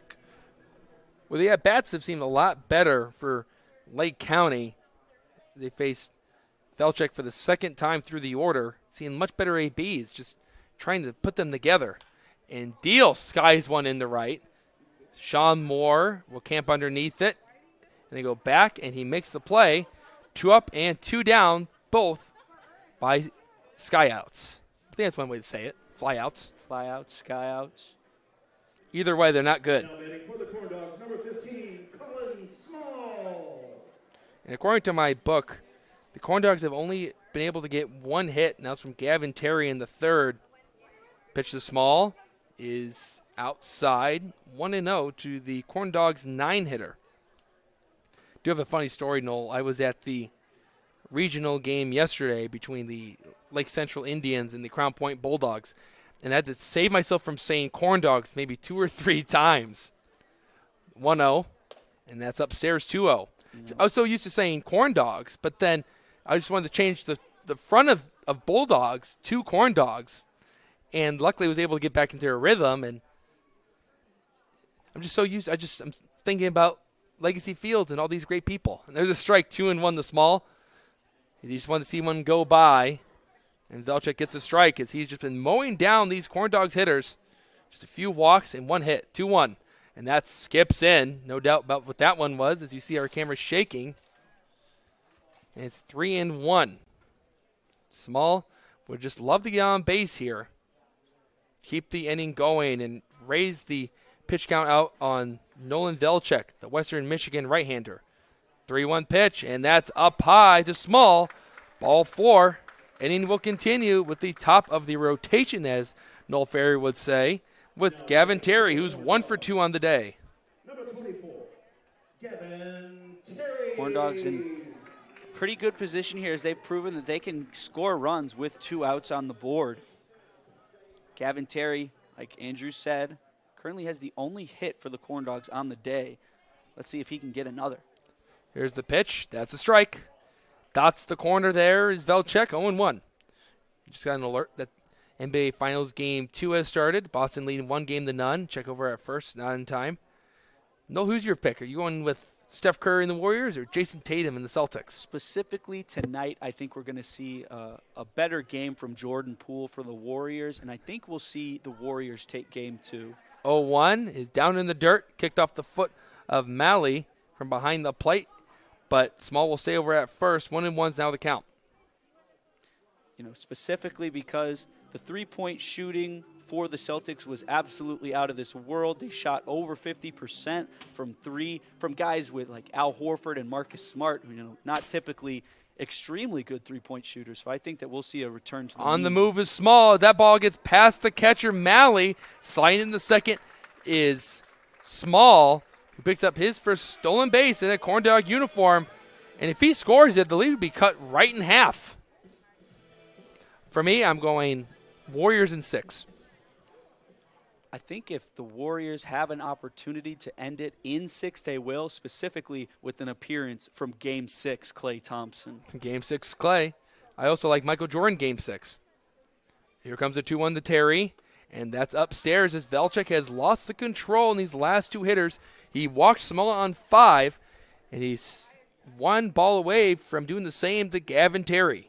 Terry represents the tying run, the 3-1, and that's a strike. That's a good pitch there from Velchek. He settled in, gave me another broadcaster's jinx, and painted the inside corner for strike 2. Let's see what Terry can do here. Big pitch. Here it comes. Ball 4. Great approach there from Gavin Terry, and he'll move that multi-game on-base streak up 1 more game. This is not what you would want to see here if you're the Vikings, as in big situations where there are runners on base and potential for some RBIs to be grabbed, you don't want to see Brett Mathies up there because he might just go ahead and do it. Mathies getting ready to go. Here's the pitch, and that stays atop of the zone, 1-0. That's now 6 straight games for Gavin Terry where he's reached base more than twice in a game. Mathies watches a changeup sink down low, 2-0. And Velchek, you saw really on the body language there. He's just not happy. I mean, he's been mowing down the Corndogs hitters, but right now he can't locate. See if he can locate this one, and that's upstairs, 3-0. So he's missing up and he's missing down, and he's 1 ball away from putting the tying run on. And this is great control here by Matt Thies. You know, don't need to play the hero here. Exactly. Just see if you can get on base and set it up for your star, Tyler Schultz. The pitch, ball 4, and the bases are full of corn dogs, or my favorite saying, Noel, a fryer full of corn dogs, as they try to feast here in the bottom of the 5th. And here comes a conversation for the Southland Vikings. But you see there on your screen, there's a corn dog occupying every base, and Tyler Schultz will come up in a big spot. You know, I don't know if I would call Tyler Mr. Corndog just yet, but he's currently batting .375 on the year, playing in every single game, been at bat 24 times, and is just a very reliable shortstop for the Corndogs, which is always great to have. You've had Mr. Cub, Ernie Banks, Mr. Padre, and Tony Gwynn. But now we have Mr. Corndog, Tyler Schultz, which I think it's an interesting nickname. You know, it might be something that we coin at the end of the year once all is said maybe, and done. Maybe we have like an MVP, and then that would be Mr. Corndog. Like how in high school it's Mr. Indiana if you're the best player. Pitch to Schultz. Outside, 1-0. Maybe this is the inning where the Corndogs usually capitalize, and when this pitcher starts to miss the strike zone, and they have that great approach, just trying to see one cross the plate. The 1-0, and that's up and in, 2-0. Schultz able to lay off that one. He thought about it, but it's a hitter-friendly count. And if I'm Tyler Schultz, Noel, I have a giant red light. Yeah, I'm not swinging at anything here. 3-0. One more, and the Corn Dogs will move up one station apiece and make this a 2-1 ball game. But we still have one more pitch to go. They'll check set. Here he comes. That's a strike. I don't think Tyler Schultz had any idea that any thought that he was going to swing. Oh, no, definitely. We would have seen at least a little bit of anticipation. 3-1, hit in the air, right side. Taylor going out. Coming in is Moore, and it's Taylor to make the play. And the Corn Dogs load up the bases, and they don't score. We go to the bottom of the 5th, 2-0 Vikings. You're watching Corn Dog Baseball on Facebook Live.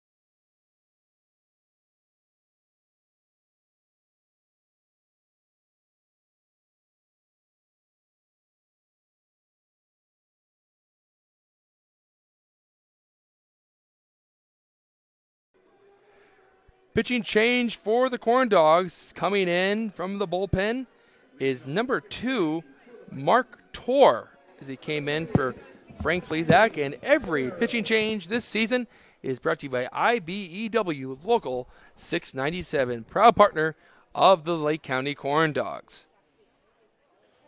So Mark Torr, right-hander from South Suburban, He's from Lockport, Illinois, making his first appearance in a Corndog uniform. He's set, and he fires. This is hit into right field. Going out is the second baseman, Small, who makes a great over-the-shoulder grab. Phenomenal. Small goes out and communicates to Roman Kuntz that he's about to make this play, and he does with an over-the-shoulder grab, almost like an NFL wide receiver, and there's one out. Right into the breadbasket was Anthony Fornero's hit in the right. So there's one out, and what a way to start off for Mark Torr. But Frank Plezak had a great start today. The pitch, and this is hit up the middle. Schultz going to his left. He gathers, rifles it, and he gets them. 2 pitches and 2 outs. So effective and efficient is Mark Torr. But again, the Frank Plezak. Tonight, he goes 5 innings. Only 1 run will go as earned against them, as another run scored due to an E5 to get that runner on base. But he tied the franchise record as he had 9 strikeouts, doubling the many as he had going into the start for 18 on the year. And there's a swing and a miss from Blaze Cano. Mark Torr's thrown 3 pitches, all of them strikes, 2 of them have been outs. Torr, this fires, and there's the first ball he's thrown, and it's 1-1. As Torr moves over from South Suburban, the team that won the NGCAA Division 1 Region 4 Championship. It's another great season for South Suburban. This one is hit in the air, right center. Terry's moving in. You hear him loud as clear as day up here in the press box as he says, mine. He makes the play and then goes back to get his cap. Vikings are retired, and that ends the top of the 6th inning. We go to the bottom of the 6th with the Corndogs still trailing by 2. You're watching Corndog Baseball here on Facebook Live.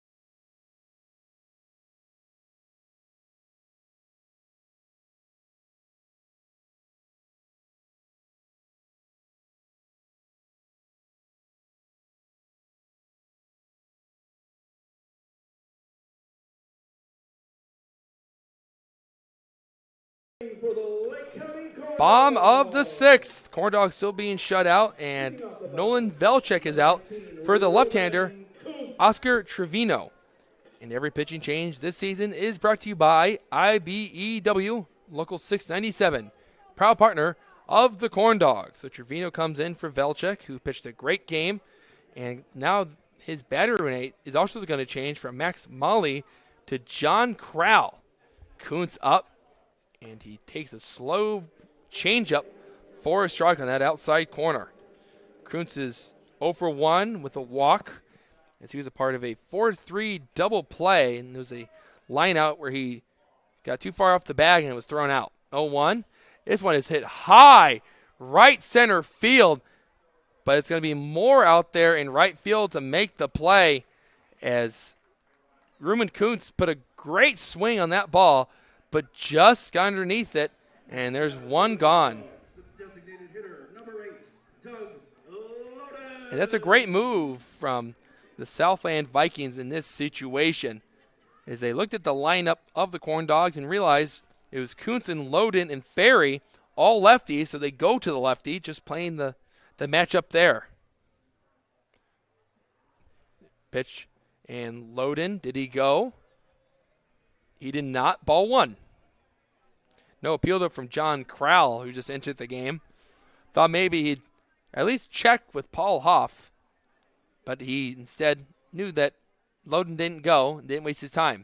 And Loden watches one come up and in, 2-0. As the Corndogs offense tries to get ignited here, they only have the one hit and stranded 6 runs tonight. 2 in the first, 1 in the third, and 3 more in this last inning. As Loden just misses it, 2-1. So it looks like the viewers at home get a little bit of a roller coaster every time the ball bounces off the fence where our camera is hooked up.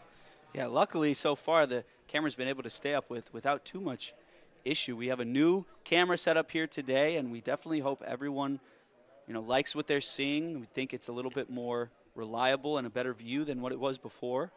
And so far it's working better. 2-1. And Loden hits one off the hands. It's 2-2. With Trevino, he's been on the team all year, but he's only made 1 appearance, and that was against the Lake County Corndogs, where he went 3 innings, allowed 2 hits, 1 walk, and he struck out 2.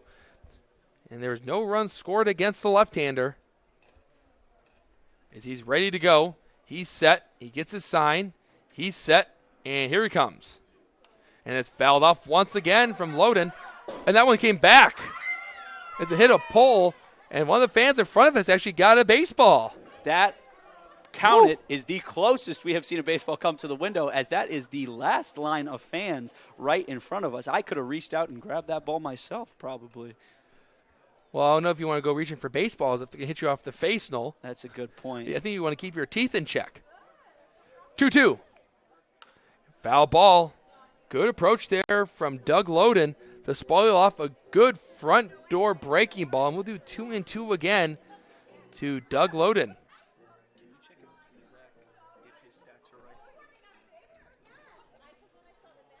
Count moves to 2-2 still, as the Corndogs are trying to mount a comeback here. And here it comes. And Loden tried to lean into it and called strike 3. It got that inside corner. And there's the first strikeout for Trevino. And there's 2 retired for the Corndogs. Loden tried to stick out that knee. Thought that one was going to clip him. And instead it clipped the strike zone. And there's 2 gone. As Trevino threw a nice breaking ball to get the second out. Here comes Jacob Ferry. That was one of those that's almost unhittable, as it looked like it was even going to hit Loden there. Offering is a strike. Hits that outside corner. And no, we're going to be very busy this month. 26 games in 30 days for the Corndogs, and 13 consecutively starting tonight. A lot of games in a row for Lake County. 0-1. And Ferry hits one to left side. It's playable for Narrow, and he makes the play. Corndogs are retired, and that closes the book on this 6th inning. We go to the 7th, 2-0 Vikings. You're watching Corndog Baseball on Facebook Live.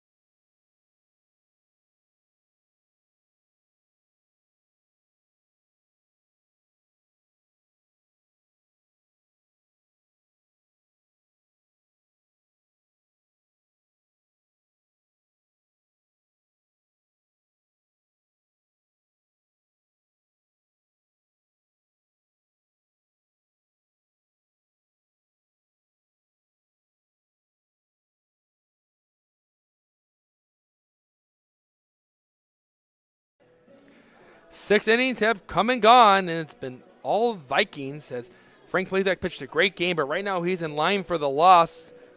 And as we start this 7th inning, we're going to give it to Noel Ferry. Thank you, Andrew.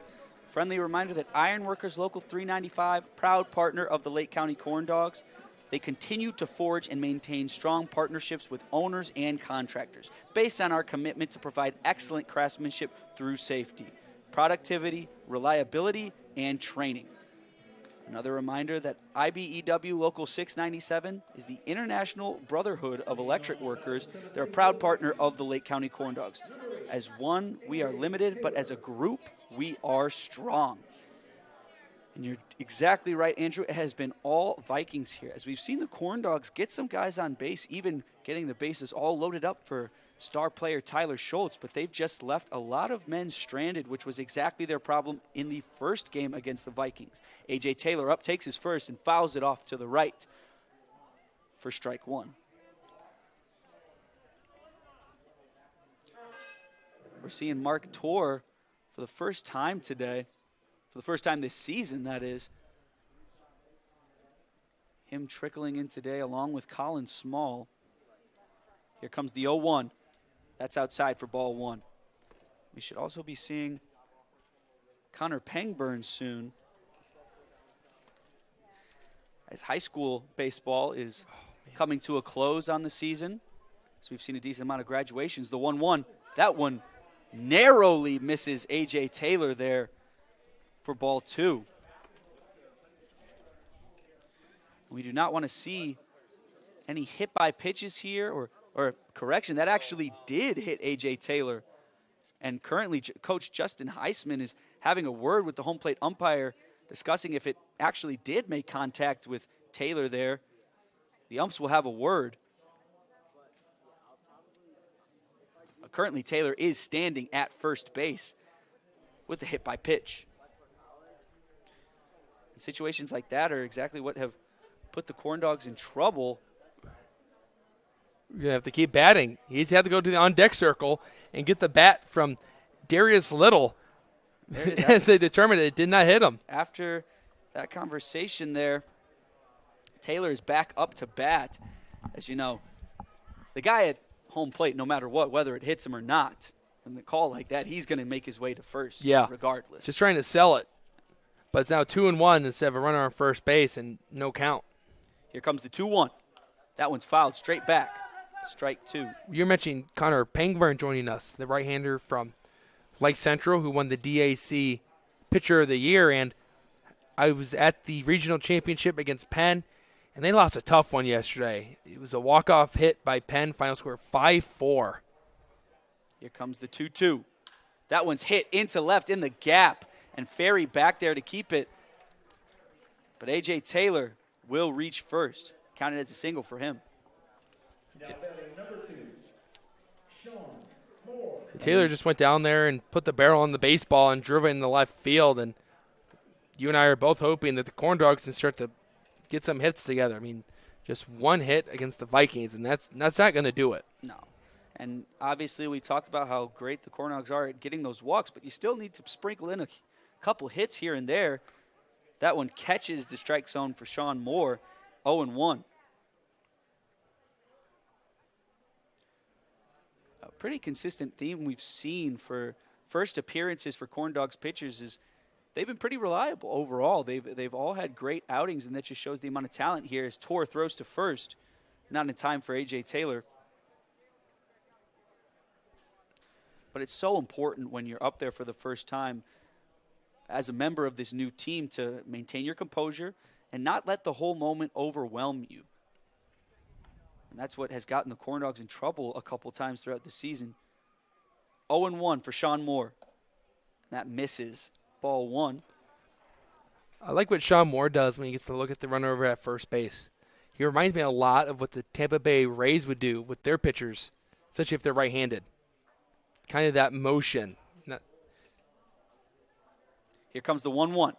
That's way outside for ball two. I can clearly remember, and for White Sox fans a couple of years, James Shields would do that. He'd run out first, he'd get his sign, and he would turn and then come all the way around and set his hands, and then he'd come home. just to give a look at the runners, see what their distance is, and let them know, hey, I'm looking at you, and just trying to get a feel where you're at. Great awareness from Moore. Big swing and a miss. 2-2. And Tor definitely needed that one there.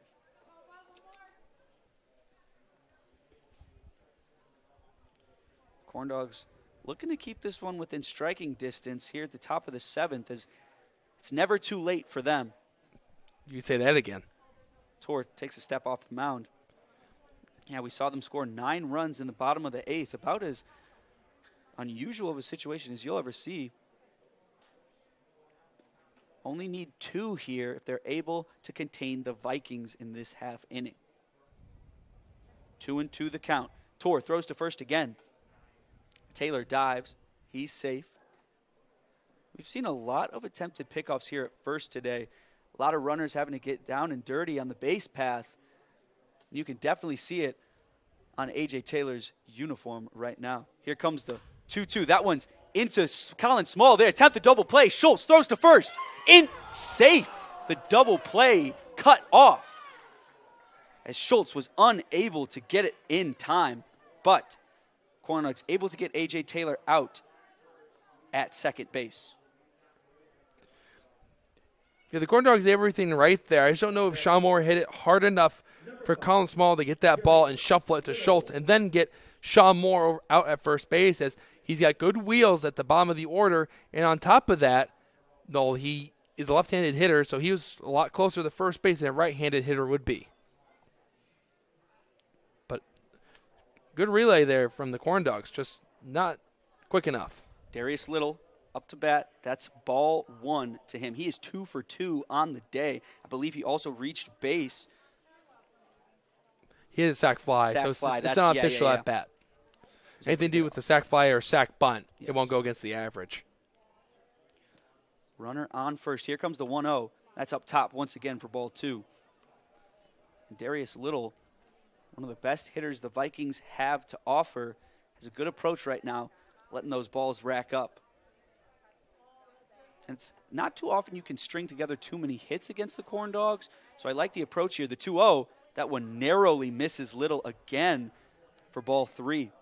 You don't want to start seeing that here, where you're getting these batters on base with relative ease, them not having to work too much for it.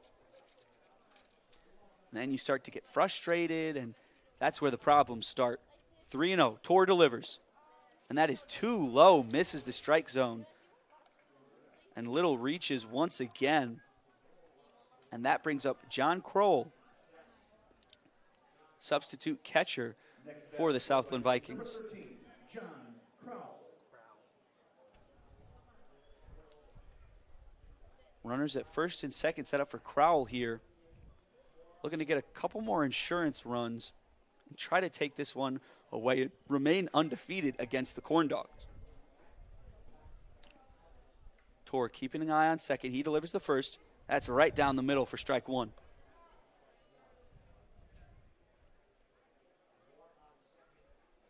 Moore taking a hefty lead off second, as that's been the theme today. We've seen a couple pickoff attempts from Deal. We'll see if we see another one here. But Schultz absolutely nowhere near second right now. The 0-1. That one's hit right to Small through the base path, and he makes it to first. All runners advance. Runners at second and third, but Corndogs able to get the 4-3 out. This is going to be an early test for Mark Tor, the right-hander from South Suburban, making his first appearance for the Corndogs. And so try to get this out with 2 runners in scoring position against Chris McDivitt, one of the better hitters on Southland this season. He is a 3-hitter, and he's gotten on base a lot for him this year, 15 walks. Yeah, we're going to see McDevitt take a lot of pitches here, I have a feeling, to try to load up the bases. That one's right down the middle for strike 1. And he did not swing at that. He was looking. Probably expected a ball there from Tor. 0-1. Would be great for the Corndogs if they could leave these 2 runners stranded and keep the lead only at 2. 0-1. Here it comes. That one hits the dirt for McDevitt. That's ball 1. Almost thought that might have made contact with his knee there, but have a feeling we would have seen a bit more of a reaction from McDevitt there. I don't know if that ball made the dirt. I think it skipped onto the sod and then to Jaden Deal. But Jaden Deal did play for a school that was all green, so he's used to making plays for the green. Something like that. You know, it's a good attempt there. 1-1. Another hefty lead for Darius Little at second. Here comes the 1-1. And that's too low for ball 2. And Tor definitely has been trying to find the bottom of the strike zone here a lot. We've seen a lot of pitches from him, but Sump is having no part of that. That's where a lot of the balls have come from Tor. He gets a signal he likes. Runners at second and third. Here comes the 2-1. Swing and a miss from Chris McDevitt. You don't see too many of those from him at the plate. He's more likely to reach on a walk, and very disciplined at bat. 2-2. This would be huge for Mark Tor to get out of this inning unscathed. McDevitt ready. Tor, the windup, the pitch. Swing and a miss. Tor gets the third out of the inning on a big swing from McDevitt. Still, 2-0 Vikings, and the Corndogs look to answer in the bottom of the 7th. We'll be right back.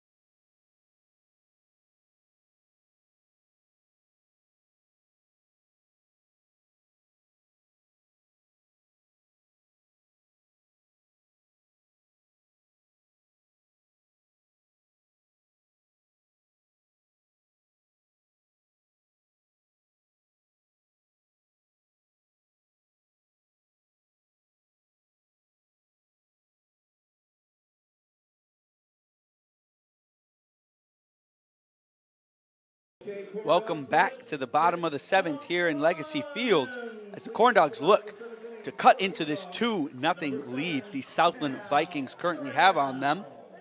Cal Curiel up to bat. And here's a reminder that Horizon Bank, proud partner of the Lake County Corndogs, provides online conveniences that support innovative solutions for your personal, commercial, and mortgage banking needs, as well as wealth and investment services. Visit horizonbank.com to learn more today. Cal Curiel takes his first.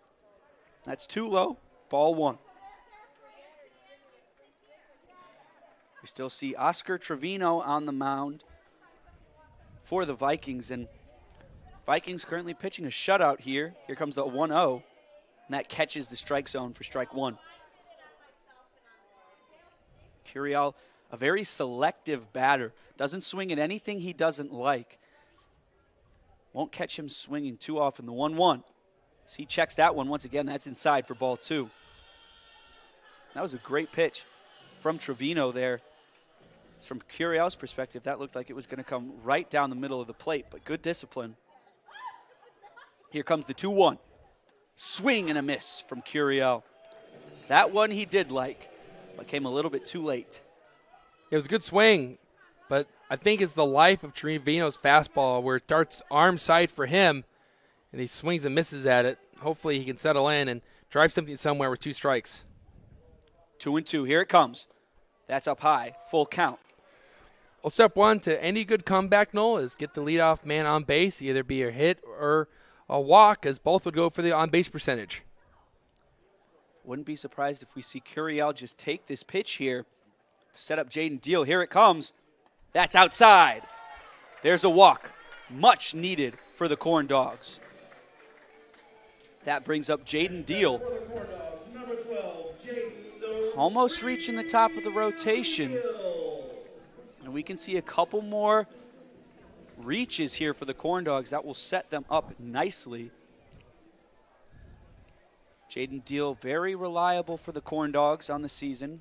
Great at stealing bases. He's a catcher himself, so he understands it probably more than anyone else. Here comes the first one to him. Is way outside. Trevino didn't catch that one at all. Yeah, if it was a left-handed hitter in that box, they would have one in the ear. As I think it slipped out of Trevino's hand. 1-0. Runner on first. Here comes the 1-0. That one's hit deep into right. Is that going to stay fair? No. And the out is made by Sean Moore.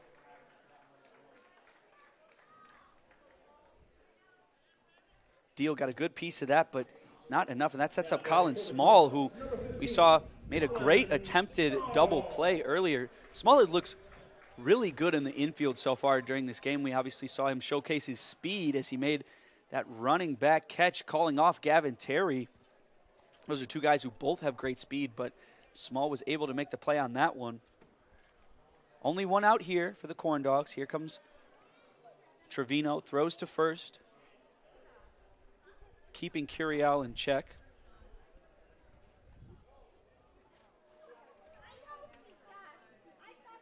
Small looking for his first hit as a Corndog. He tries to bunt, just catches a piece of it, and that's strike one. We haven't seen a successful bunt from the Corndogs yet this season. We've seen plenty of shows from both Gavin Terry and Donovan Noble. Terry almost always shows bunt at his first at-bat. Here comes the 0-1. That one's too low, 1-1. Small definitely has the speed to reach on a bunt like that, trying to get a runner into scoring position.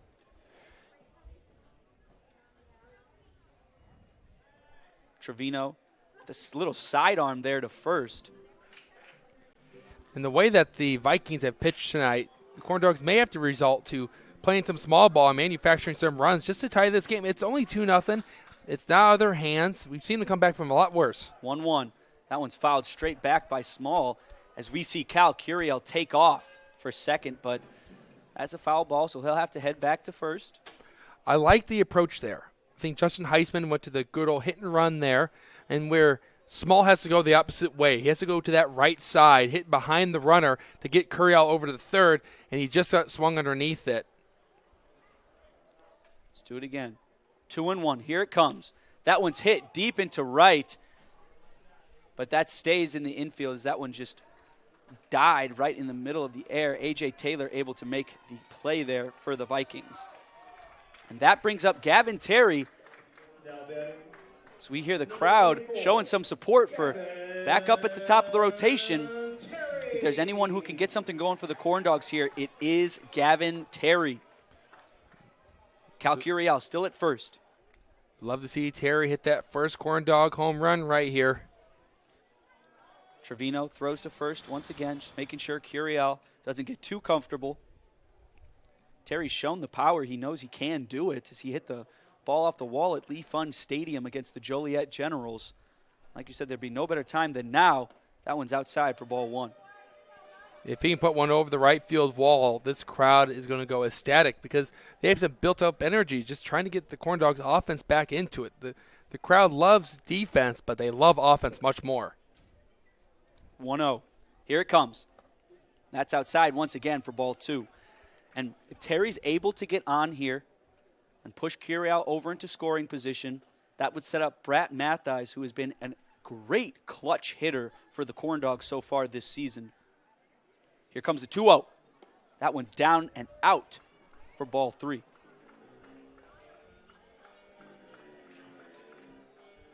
We've seen this with Terry earlier today.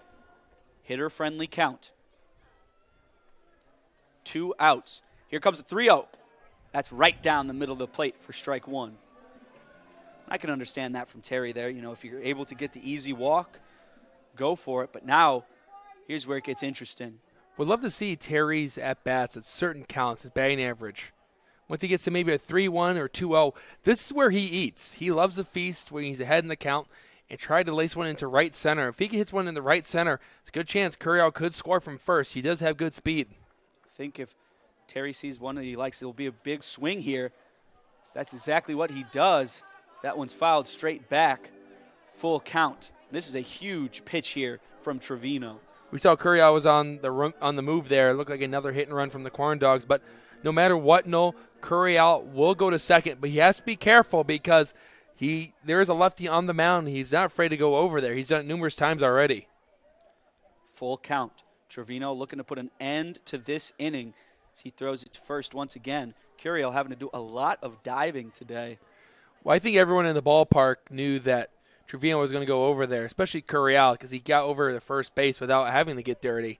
Just walked right back in. Here comes the full count pitch. Big swing and a miss from Terry, and that ends the inning. 2-0 still the score here at Legacy Field, and we will be back after the break.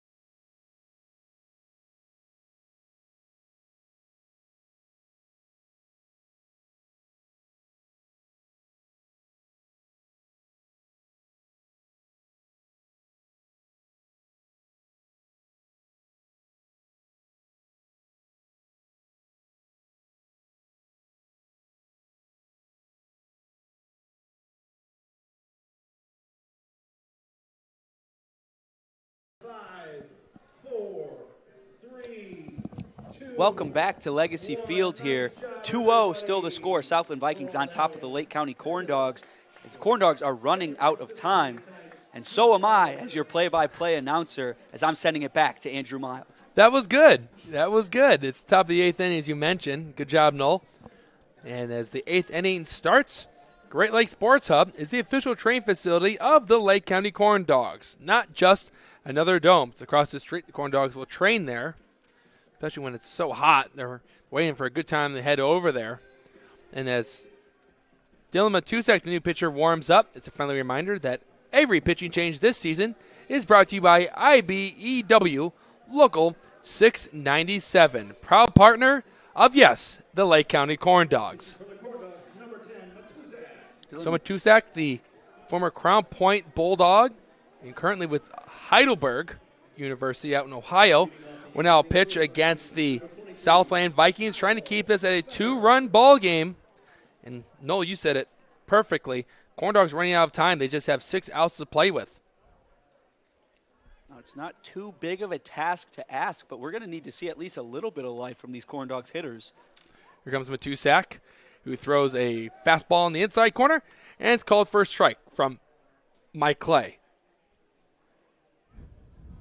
Matusek's been pretty reliable out of the bullpen thus far. No runs scored in 5 innings of work as he fires the 0-1 outside, 1-1.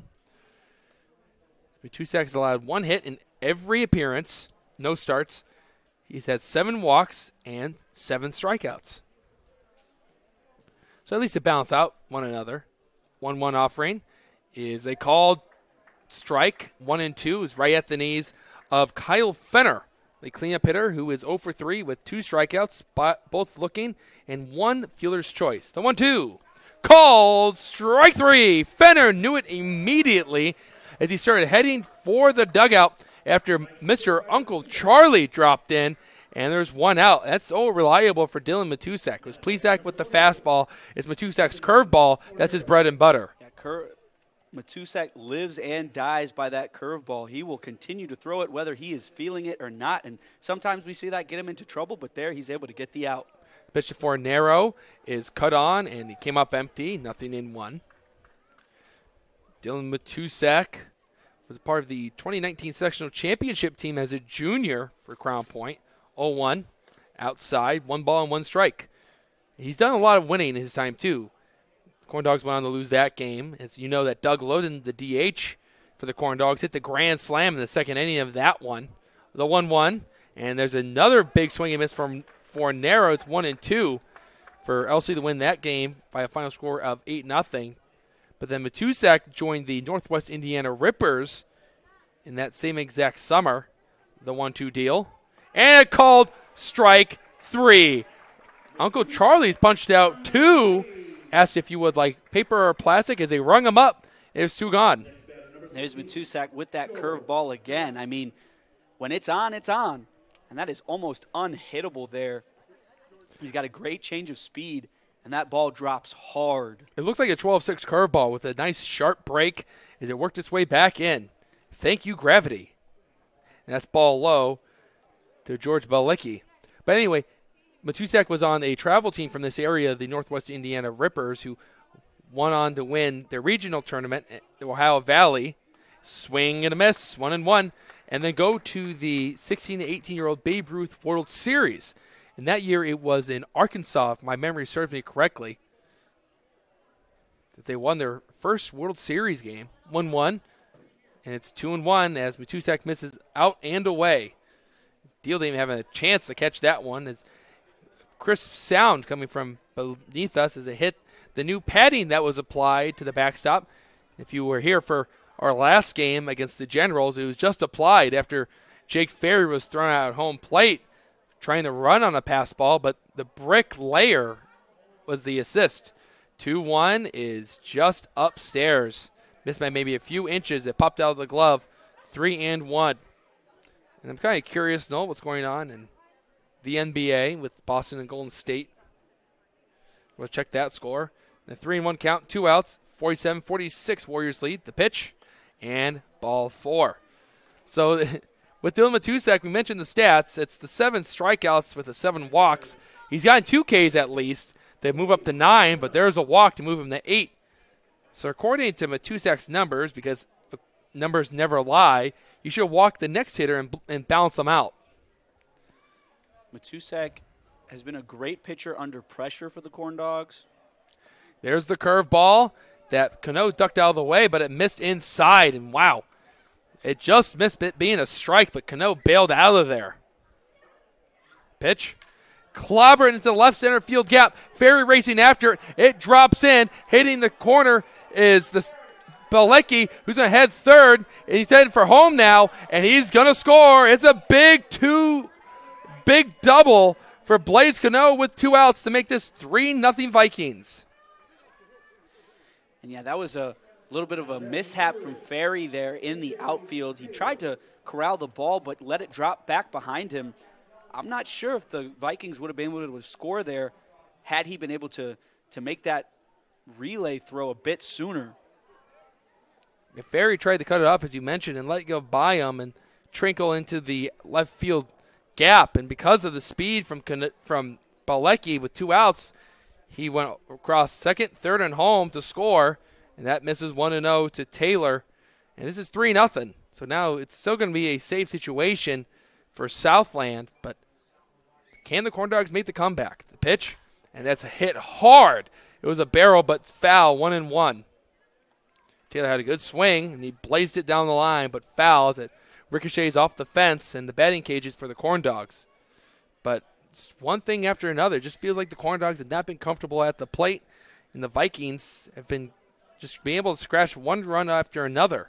Pitch, runner on the move, chopped back to Matusak. Matusak throws over the first, and he gets the out to end the inning, but the Vikings tack on one more to make this 3-0. We go to the bottom of the 8th with that score, and you're watching Corndog Baseball on Facebook Live.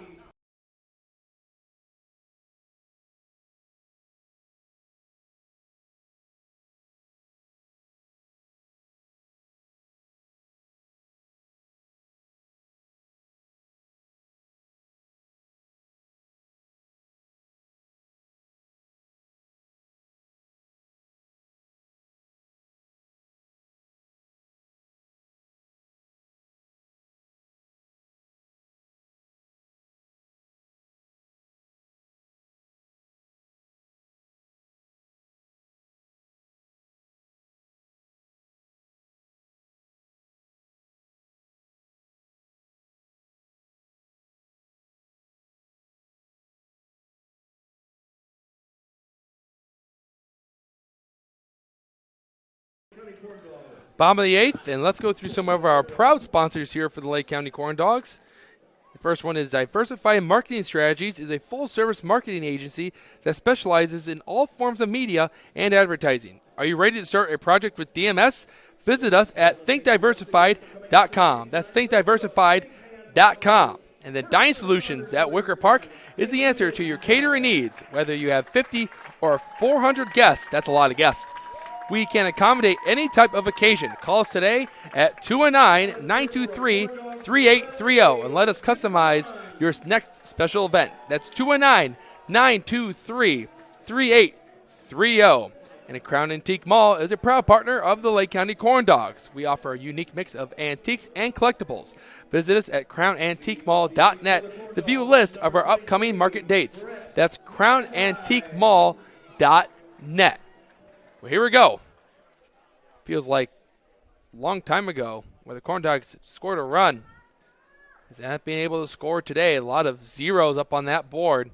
Pitch to Mathies, and that almost got him. He just moved his legs in time, kind of doing that back knee motion, and it's now 1-0.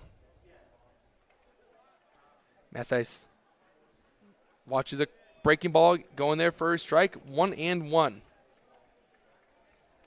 Trevino has a great breaking ball as it comes almost from completely outside in, and Mathies has had no answer for that today. That's down low. Looked like a changeup, 2-1 from Trevino. Mathies on the day is 0 for 1 with 2 walks, but a hard line out into left. The Corndogs try to get their second hit of the game. Here comes the pitch. And it's hit into right field, and it's going to fall in. Brett Mathies able to muscle one into right. And here we go. The Corndogs have a runner on base. They're down 3-0, and they need to score, and they need to score quick. I'm not saying it just yet. I will not say it just yet. But I remember back when they were down 7 runs in the bottom of the 8th inning, I said that is exactly how you get a comeback started. That is the case here with Tyler Schultz up to bat. Schultz, the player of the week, comes up 0 for 2. As I mentioned in the pregame show, you got down on the team, and you coined that phrase that we don't want to say just yet. The pitch to Schultz is out, 1-0. And for our viewers, you know what it is. And, I'll be honest, Noel, I would say it, but I don't quite remember it. I know some of the words. I need to write it down somewhere so I can remember it from now on. The 1-0 pitch is just up, 2-0. But, again, I said in the pregame show, you doubting the team late on Friday, it's kind of like Colonel Sanders not liking his own chicken. It's just, I thought about that all the way home, not going to lie to you. Yeah, it's, I'm a little disappointed in myself. The pitch, Schultz moves out of the way, 3-0. And if Schultz can get his way on base, the tying run would come up in the form of Roman Kuntz, who Kuntz in his last at-bat laced one down the right field line, but it was foul and then hit a high fly ball, one of the highest fly balls I've seen, but it was caught. And Schultz watches one stay up, ball 4, and the Corndogs have the tying run at the plate. Here we go. This might be the time, though. We don't want to say it just yet. But Roman Kuntz, he has the power, and one swing could unload these bases and tie it up. And with that, I will say it. Okay, here we go. Impractical, improbable, but never impossible. Owner Ralph Flores was waiting for Roman Kuntz at the beginning of the season to deliver, and here he is, the power hitter from Moorhead State. Big moment. Here's the pitch. Oh, he just missed it. It's high into right field. Moore is coming in, battling the lights, and he makes the play. Oh, man. Roman Kuntz was maybe 2 inches from sending that ball over the right field wall and tying this game. Wow, that thing touched the moon and came back down. Well, with that, a very similar situation now here once again with Doug Loden at the plate, the Corndogs' second power hitter. Doug Loden's had a rough one today. He's 0 for 3 with a fly out to left center and a strikeout looking. If he hits a fly ball on the right, he'd hit a fly ball to every outfielder tonight, showing the love. But Corndog faithful do not want to see that. They want to see Doug put one into the gap and let these Corndogs run. Long pause, the pitch from Trevino, and that almost gets Loden 1-0. Loden, as we mentioned it, he also is a dangerous hitter. 16 home runs 2 years ago for Joliet Junior College. I'd like to see number 1 in a Corndogs uniform. Trevino looks at the runner at second. Mathies, here it comes. And Loden fouls one off. 1-1 is now the new count. Loden has put up some nice quality at-bats, at least this year. He's been seeing the ball well at the plate. It's just trying to get them to drop in. On the season, he comes in with a 167 average with just the 6 strikeouts in 18 at-bats. Can he get a big hit here? 1-1. And Loden takes a huge cut, and that's what we always talk about with Loden. He never gets cheated at the plate. He always puts 110% into every swing, and that time he fouls it off. Now he'll go into his more simplified approach. In the first 2 strikes, he opens up, and this time he'll close himself off. He'll move that lead foot inward instead of being slightly open. Just trying to simplify the swing and choke up on the bat. Pitch from Trevino. Loden fouls it off. He just leaned over, got a piece of it, channeled his inner Bee Gees, and Staying Alive 1-2. It's a great song. What year did that song come out? Oh, man. Let me ask Tom. Tom, what year did Staying Alive come out? 1977 on the dot. Wow. PA announcer Tom Bialik is a music extraordinaire. He knew exactly when that song came out. It was in his prime, as he says. 1-2. Here comes Trevino. Loden clobbers one into right field. Will it stay fair? It's not fair. It's just foul. Oh, my goodness. The fans got excited. We were ready to see these Corndogs run because it was deep into that corner. If it hit that line perfectly, it had the right spin to keep going to the right in the foul territory, but it missed by just a few inches. I wish we had a good shot of that ball and then slow it down. But, man, what a cut from Doug Loden. That would have been a huge hit. He would have had extra bases, and there's a good chance the Corndogs could have scored maybe 2 runs. 1 for sure. The pitch. And Loden hits one to the right side and foul again. But is it playable? It's not. It bounces off the Vikings batting cages over to our right-hand side. And Doug Loden, seeing a lot of the pitches in this at-bat, he tries to lean into one and unload and try and make this a tie game. I thought you'd catch on to that one, Noel. Load in, unload. There we go. I was there very we go. confused. He's so there. into the game, folks, that he didn't catch my pun, and I'm kind of disappointed. Quite invested in this battle here. 1-2.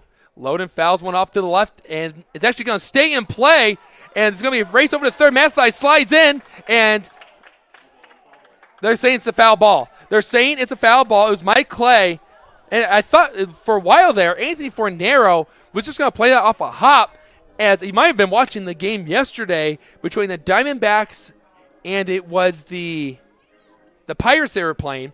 Christian Walker is over at first base, and the hitter hits a pop fly on the infield, and he doesn't book it out of the box. So Walker knows this, lets the ball drop, picks up the baseball, tags first, and then puts the runner on first in a rundown to get the double play. And we saw Rizzo do that against the Marlins about 4 or 5 years ago. But good awareness from Fornero, but it's a foul ball. Loden still at the plate. The pitch. Loden hits one on the ground, right side. It's gobbled up by McDivitt, who will go over the first place to apply the tag for a 3 unassisted. But on the play, Mathies and Schultz, the P&W duo, trot up one more base. And it's going to be up to the Moorhead State Eagle, Jake Ferry. But what an at-bat from Doug Loden. Hopefully, Ferry was able to time up Trevino from on deck after he saw Loden fell off a lot of pitches. Fastball, breaking balls, off-speed pitches, you name it. Loden was making contact, and he almost hit a big double. And the Corndogs would love to see a double right here. Mathies at third, Schultz at second. The pitch. Ferry fouls one off to the left as he was just late on that breaking ball. 0-1. 2 outs. 3-0 game in favor of Southland. If you're a superstitious person, this would be the time to start doing that superstitious, whatever you do to help your team win. And as baseball fans and baseball players, we're not little stitious, we are superstitious. The 0-1. Ferry hits one in the right field, base hit! Run scores! Mattheis is going. That's actually Schultz holding up at third base as it was a strong throw from right from Sean Moore. But Jake Ferry has finally gotten the Corndogs on the board. He delivers in the clutch. Here comes Cal Curiel. He's known for these big spots. Yeah, Cal Curiel has delivered some clutch RBIs on the season so far. Can the cardiac kid do it again? Tyler Schultz had to hold up there. Justin Heisman held him, and Schultz really wanted to get in there, but that most likely would have gotten him out on that play there, as that was a hot throw in from Sean Moore in right field. And it looks as though the Southland Vikings are going to make a pitching change, trying to see who's going to take the mound before we take a break, as Oscar Trevino has exited stage left, that would be right, as he goes to the first base dugout. I know it's opposite. Left, okay, stage left. So I did get that right. I did learn something this season. And in is number 26 for the Southland Vikings. That will be Max Everett from CCSJ.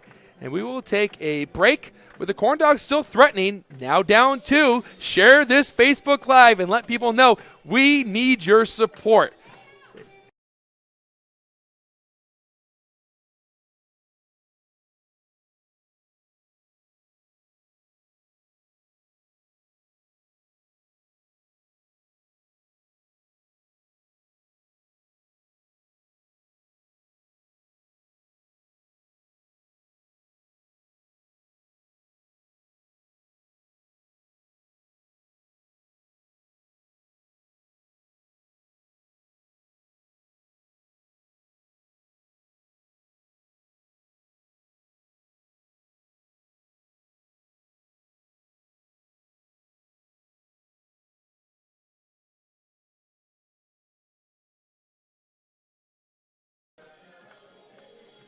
Pitching change on the mound, as we heard, as we departed for the break.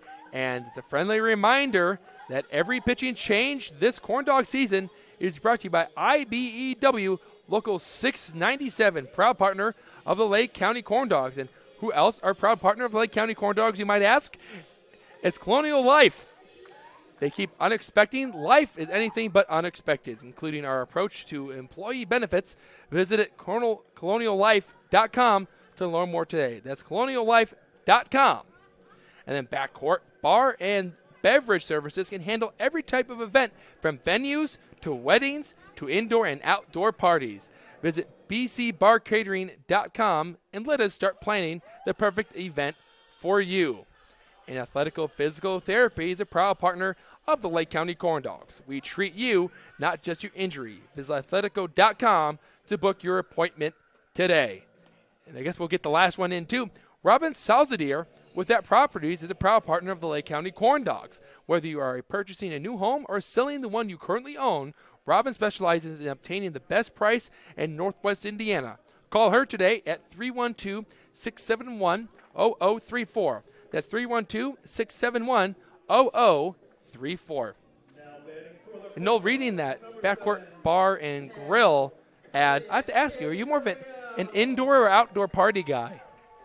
I would have to say I'm an indoor guy. I Okay. love my indoor things. I hate bugs. I don't like when the wind messes up my parties. You were already swatting at some flies that worked its way up into Exactly. the booth as they smelled our delicious corn dogs we were eating in between breaks. But here we go. Cal, the cardiac kid, Curiel, comes up with a tying run over at first base. That's Jake Ferry, who just picked up an RBI single. The Corn Dogs have already picked up hits 2 and 3 in this inning. They're going to throw over to first. Ferry's in there safely. Over at third is Schultz. He's 90 feet away from making this a one-run ball game, as it's the bottom of the 8th with 2 gone. Max Everett from Calumet College of St. Joseph is now on the mound. He's trying to keep this game at 2 runs. Can he do it? Can Curiel deliver? The pitch. Ferry's on the move. The ball's in the dirt. Crowell has no play. He'll hold on to it. And the tying run is in scoring position. That is a gutsy run by Jake Ferry there. And Coach Justin Heisman, as Ferry was already picked off once today, but that was a crucial moment for the Corndogs here for this potential comeback. Well, it's fair to to note, too, that it was Max Molly that threw out Ferry, but it's a new catcher behind the plate. It's been John Krause since Oscar Trevino came in. The 1-0 coming out of the windup, and it's a strike. Everett relaxes himself, and he fires a strike over the plate. Curiel has delivered 2 times for the Corndogs, a 2 RBI single to give them the lead. A week ago on this day against the Northwest Indiana Oilmen, they got hit by a pitch to tie it on Friday. Can he do the same thing here? Long pause, out of the stretch, the pitch. And that's up and in. Curiel watched it go by. At this point, we may call him the cardiac kid, but for other teams, they may call him the heartbreak kid.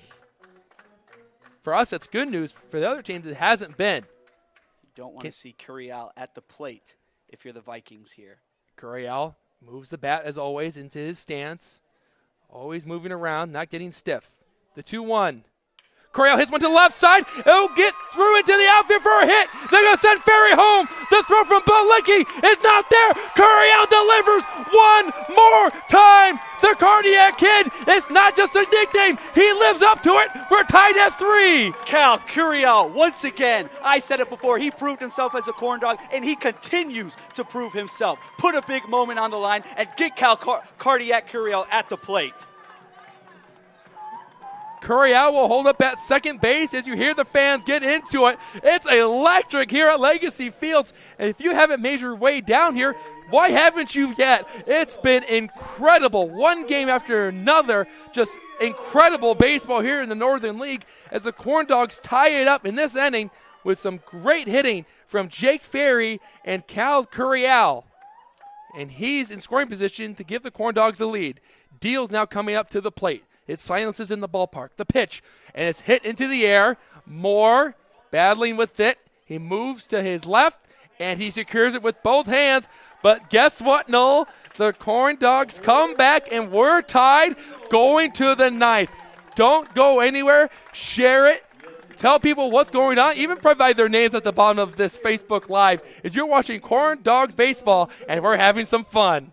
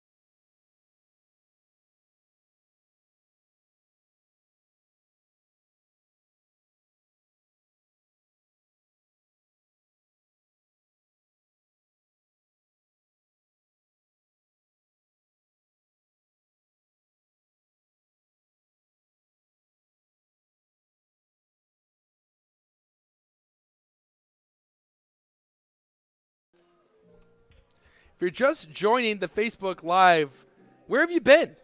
It's been a great game here today as the Corndogs were down 3-0 going to the bottom of the 8th inning. And if you've been paying attention, they've been the cardiac Corndogs this year.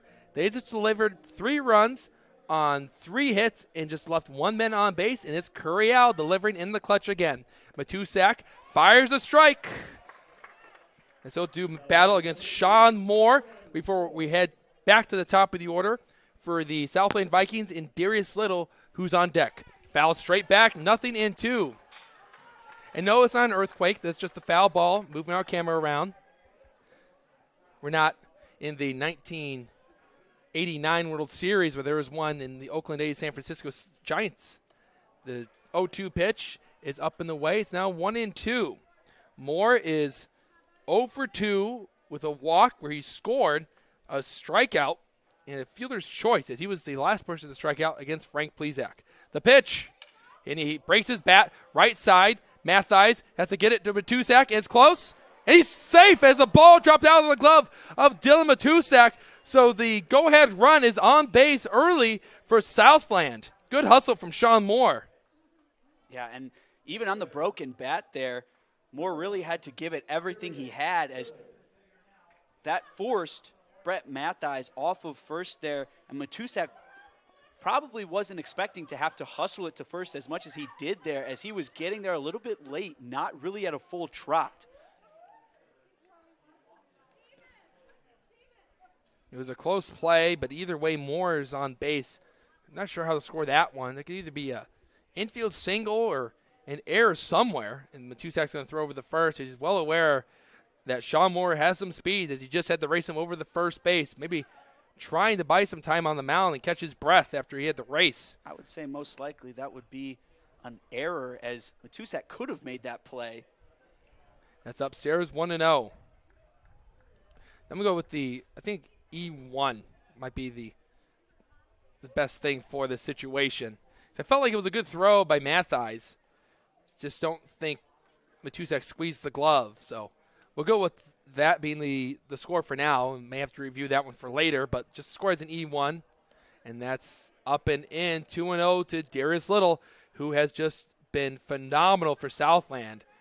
He's 2 for 2 with a sac fly, and he reached on a walk, and he has 2 RBIs. The pitch is a called strike. So when Matusak settles in, paints the inside corner, 2-1 now. Can the Corndogs induce a double play and keep the momentum on this side? And he's going to fire back over the first base. As there's been a pattern here, pick off, pitch, and so on and so forth. But just keeping sure that Sean Moore doesn't take off to second base, because if he gets in the scoring position, that would give the Vikings a chance to take the lead in the 9th inning. The scheduled final frame, as everyone well aware, that if it's a tie game after 9 innings, we would head into extras. And the scoreboard only handles 9, so we can see what happens. I wouldn't be surprised if we see Moore take off here. They really want to get that go-ahead run in scoring position. Maybe he'll wait for potentially 2 strikes here on Darius Little. Matusak gets his sign. He fires. This one is crushed. Left field. Ferry going back. He's going to his right. Does he make the play? He did. He did. Jake Ferry with some fairy dust makes a great play on the warning track and gets a loud first out. That ball went on a ride, and somehow Ferry brought it back. I have never heard that one before, fairy dust, but that's a great way to describe it, as that ball almost magically fell into his glove there. You could tell Ferry lost it in the lights a little bit as he had his hands up in the air, almost saying he couldn't tell where it was. Maybe he thought it was gone over the fence, but he found it, and there is a crucial out. That would have been extra bases for Southland. There's a strike. The bread and butter from Dylan Matusak serves as a good first pitch strike. And if I'm Dylan Matusak, I'm tipping my bill to my left fielder.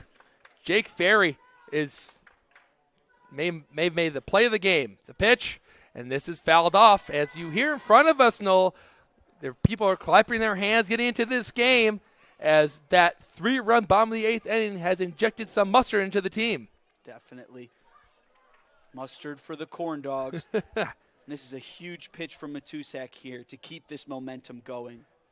Corndogs would like to see a twin killing here and head to the bottom of the 9th with an opportunity to win. The pitch just upstairs. Woo! That one was as close as it's going to get. Almost clipped the top of the zone. 1-2 to John Crowell, who had a good take there. Stone cold. The 1-2. And that one's not as close as the previous one, as it was the same pitch and about the same location, about 3 inches up. 2-2, 1 out. Matusak steps from behind the mound, adjusts his cap. He's trying to slow down this game, as this is a big situation. His team got him 3 runs to tie it, And they would have an opportunity to win if he tosses up a scoreless one. Pitch, runner on the move. The throw from Jaden Deal. And the tag is applied. They got him! What a throw from Jaden Deal! Deal faced a lot of challenges today. And the Corndogs are walking off the field here as we're a bit confused up here. We think that that's the second out of the inning, but here we go into the bottom of the ninth. Yeah, we'll head to the bottom of the ninth inning with a score of 3-3 after a great play from Jaden Deal. You're watching Corndog Baseball on Facebook Live.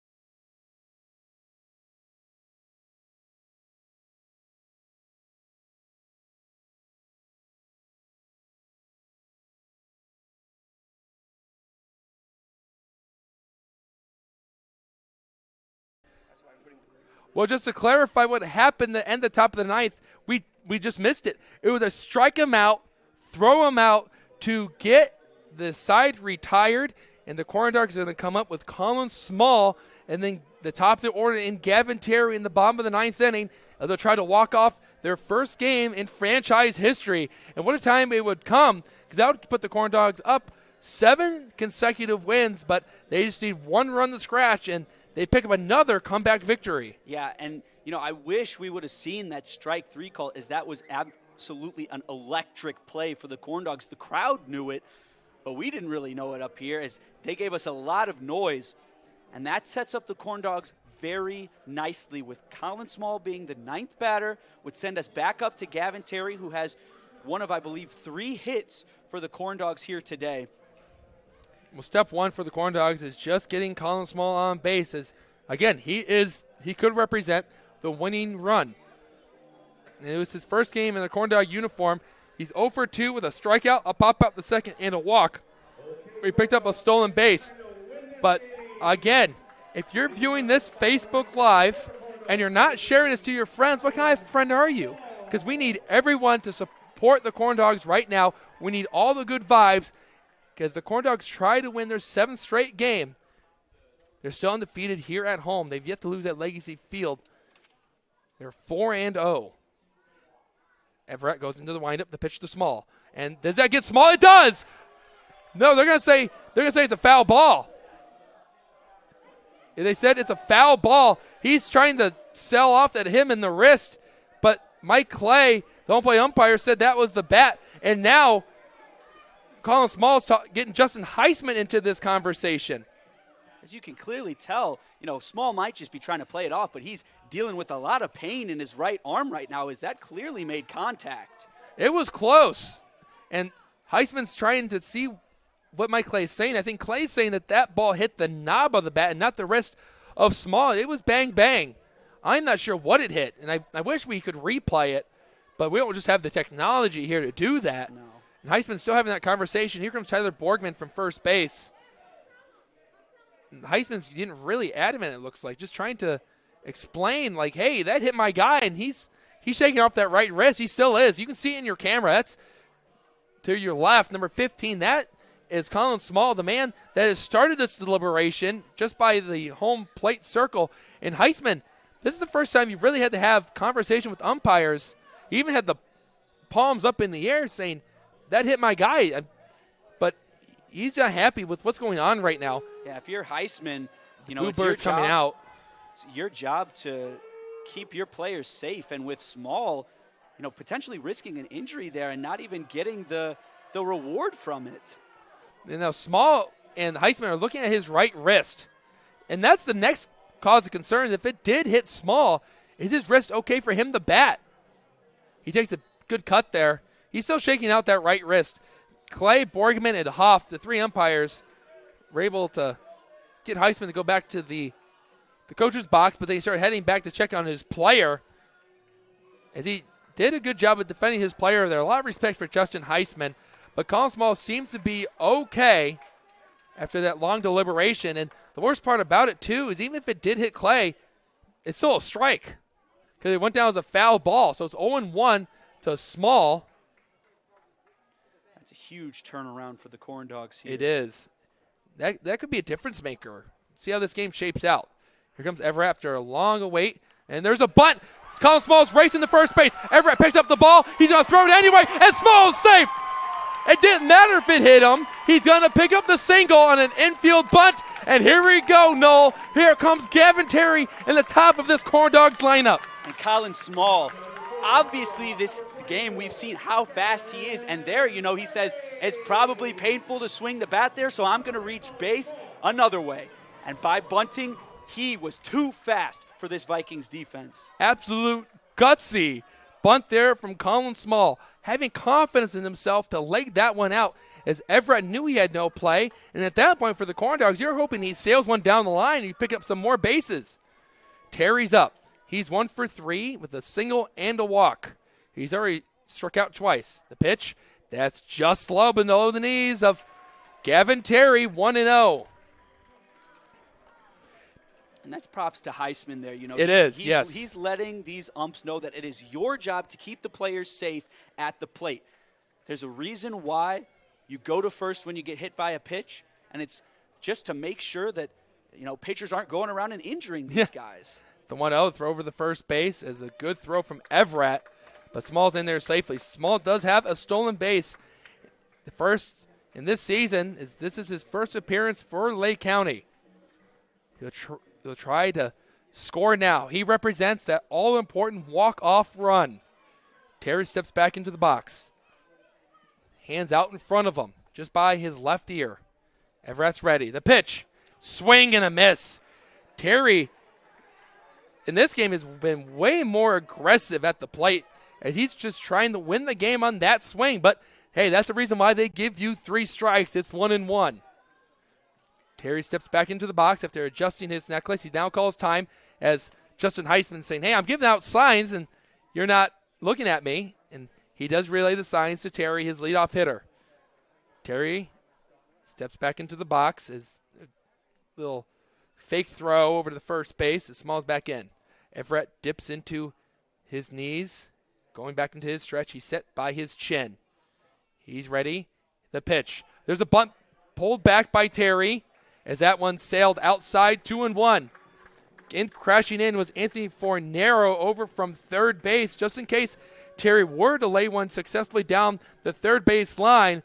But now he's going to play in. Maybe Terry's trying to indulge him to come in and try to go that opposite way because he won't have the best reaction time as he's moved in a few feet.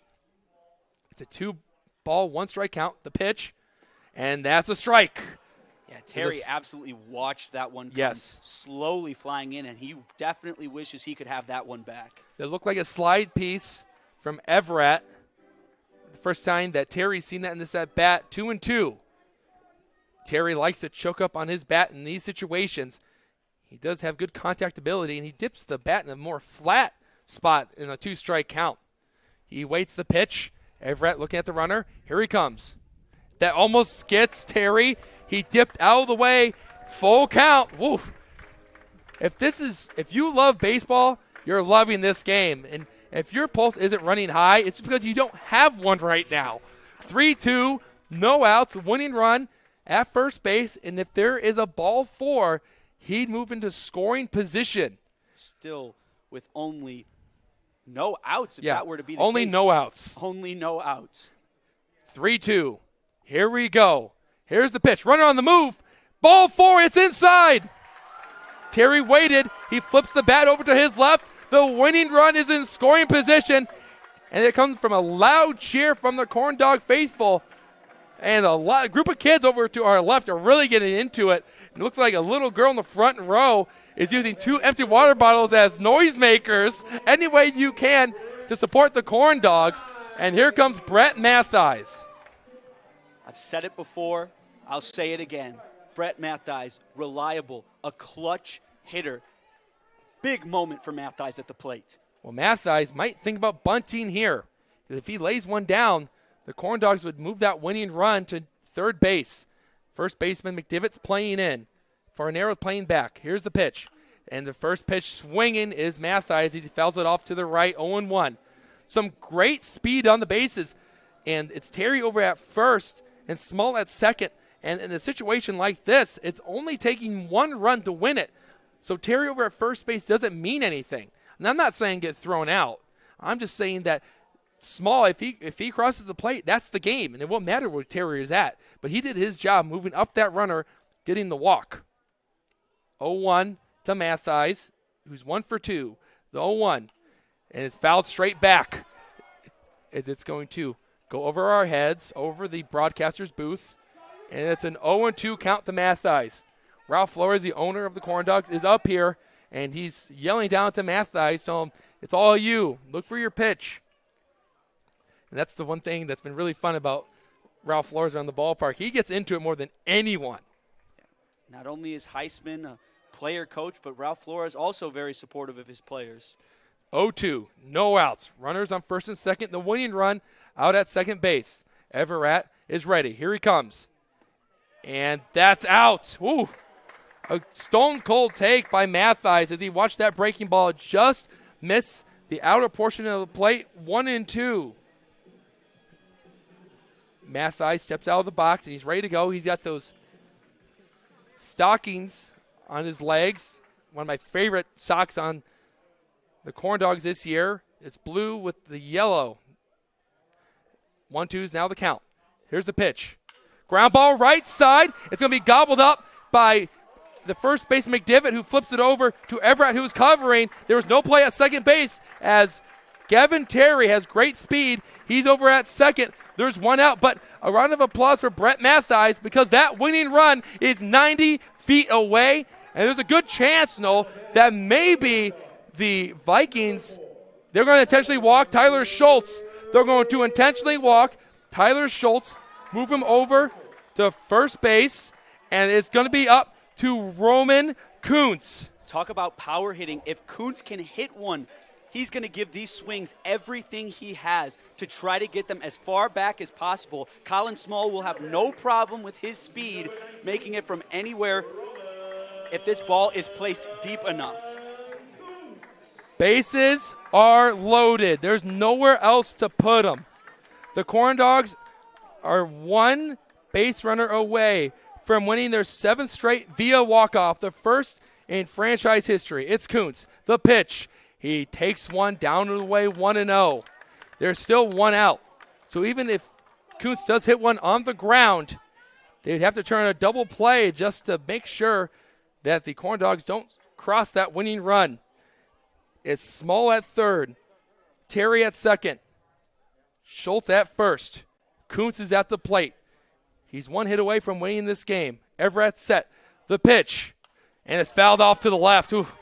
After every big swing from Kuntz, you hear the crowd ooh and ah as Kuntz, a left-handed hitter, puts everything he has into it. And I have to even add myself, I was a little excited there. I thought maybe Kuntz was about to drive that into right field. And now we look into the outfield. They're positioned in because anything that's hit in the air, they have to be able to make a play on it and know they can throw it home. Colin Small does have good wheels. McDivitt playing in from first. Fornero playing even with the bag over at third. Middle infielders playing back and pinching in case a double play ball is hit. 1-1. Revret gets his sign. First base side, the pitch. And that's up and away, a breaking ball that didn't drop in. 2-1. It's great discipline there by Kuntz. In this situation, with the sac fly potential to win the game, guys are going to be swing heavy, especially someone like Roman Kuntz. But that's just great discipline to let that breaking ball go. Well, yesterday was at the regional championship where Penn won on a walk-off single to win their regional championship. Can the Corndogs hit a hit here and walk it off to advance to 7-1 and make it 7 straight wins and be 4-0 here at Legacy Field? Good crowd on hand. They're on the edge of their seats as they lean forward, getting ready to jump up in the air. The 2-1, and that's a ball outside, 3-1. One ball away from winning the game. He would have to lay this one over and hope that Roman Kuntz swings and misses or pops one in the infield. The crowd's getting up. They're cheering, clapping their hands, making all the noise they can, trying to support their Corndogs, who try to complete this comeback and win the game. Everett's ready. The pitch. Kuntz swings and misses. 3-2. Big cut. Kuntz just missed that outside fastball. 3-2. You can't blame Kuntz for that swing there. He knew that one was coming down right down the middle.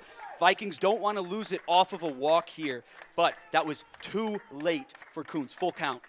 Well, Kuntz is going to have to simplify their approach. He chokes up on the bat. He knows that if he puts the ball in play, the Corndogs have a very good chance at winning. Everett's ready. He's in his windup. Here comes the payoff pitch. Ball 4 inside. Corndogs win it. 4-3. They walk it off. Small applies the tag to home plate. And now here comes the party. They race after Kuntz, who flips his helmet into the air. And they're chasing him. They're holding him down. And here comes the splash. Corndogs win on a walk-off walk. And Noel, you got to say it for the fans at home. Impractical, improbable, but never impossible. Do not count the Corndogs out. Corndogs win 4-3. It's 7 straight wins, and they're still undefeated here at home. Incredible. The Cardiac Corndogs strike again, the trilogy. Well, and Roman Kuntz there, that pitch was borderline. Oof, That yeah. is not at all something that you can confidently take with no hesitation. The discipline there in that moment when you know that you could potentially hit that sac fly, he learned from his mistake on the previous pitch and won the game calmly for the Corndogs. Giving the fans something to cheer about is Roman Kuntz and these Corndogs. They are an exciting bunch, I have to say. We're going to take a quick break. We'll come back with the Corndogs post-game show. Again, your final score, Corndogs 4, Vikings 3. They win on a walk-off.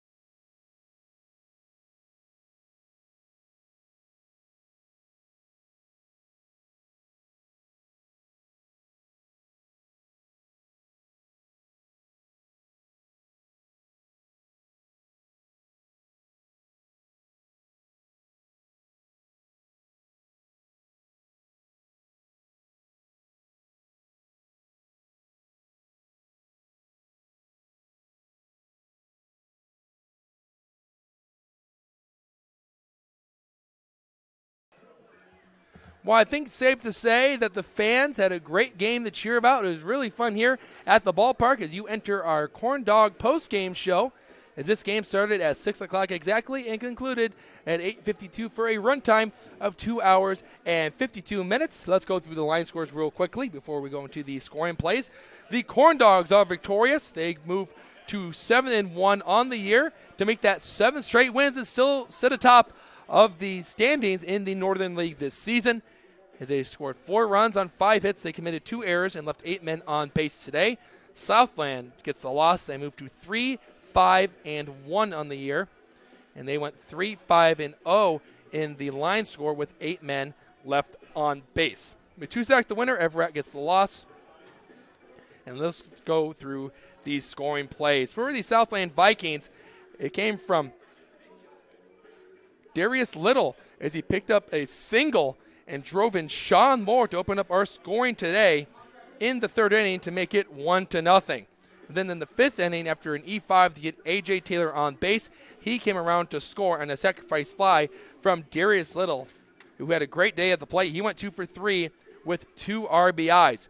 And then the Vikings would score another run in the 8th inning as George Balecki got the walk, and then Blaze Cano doubled into left center to drive him in all the way from first base to make it 3-0. But as we've learned for the 3rd time this year, you can't count out the Lake County Corndogs, as the Corndogs scored 3 runs in the bottom of the 8th inning as Brent Mathai singled and then Tyler Schultz walked, and it was that big hit from Jake Ferry into right field with 2 outs to make it a 3-1 game. And then Cal, now named the Heartbreak Kid, Correal, picked up a big hit as he went into left field and scored 2 more runs.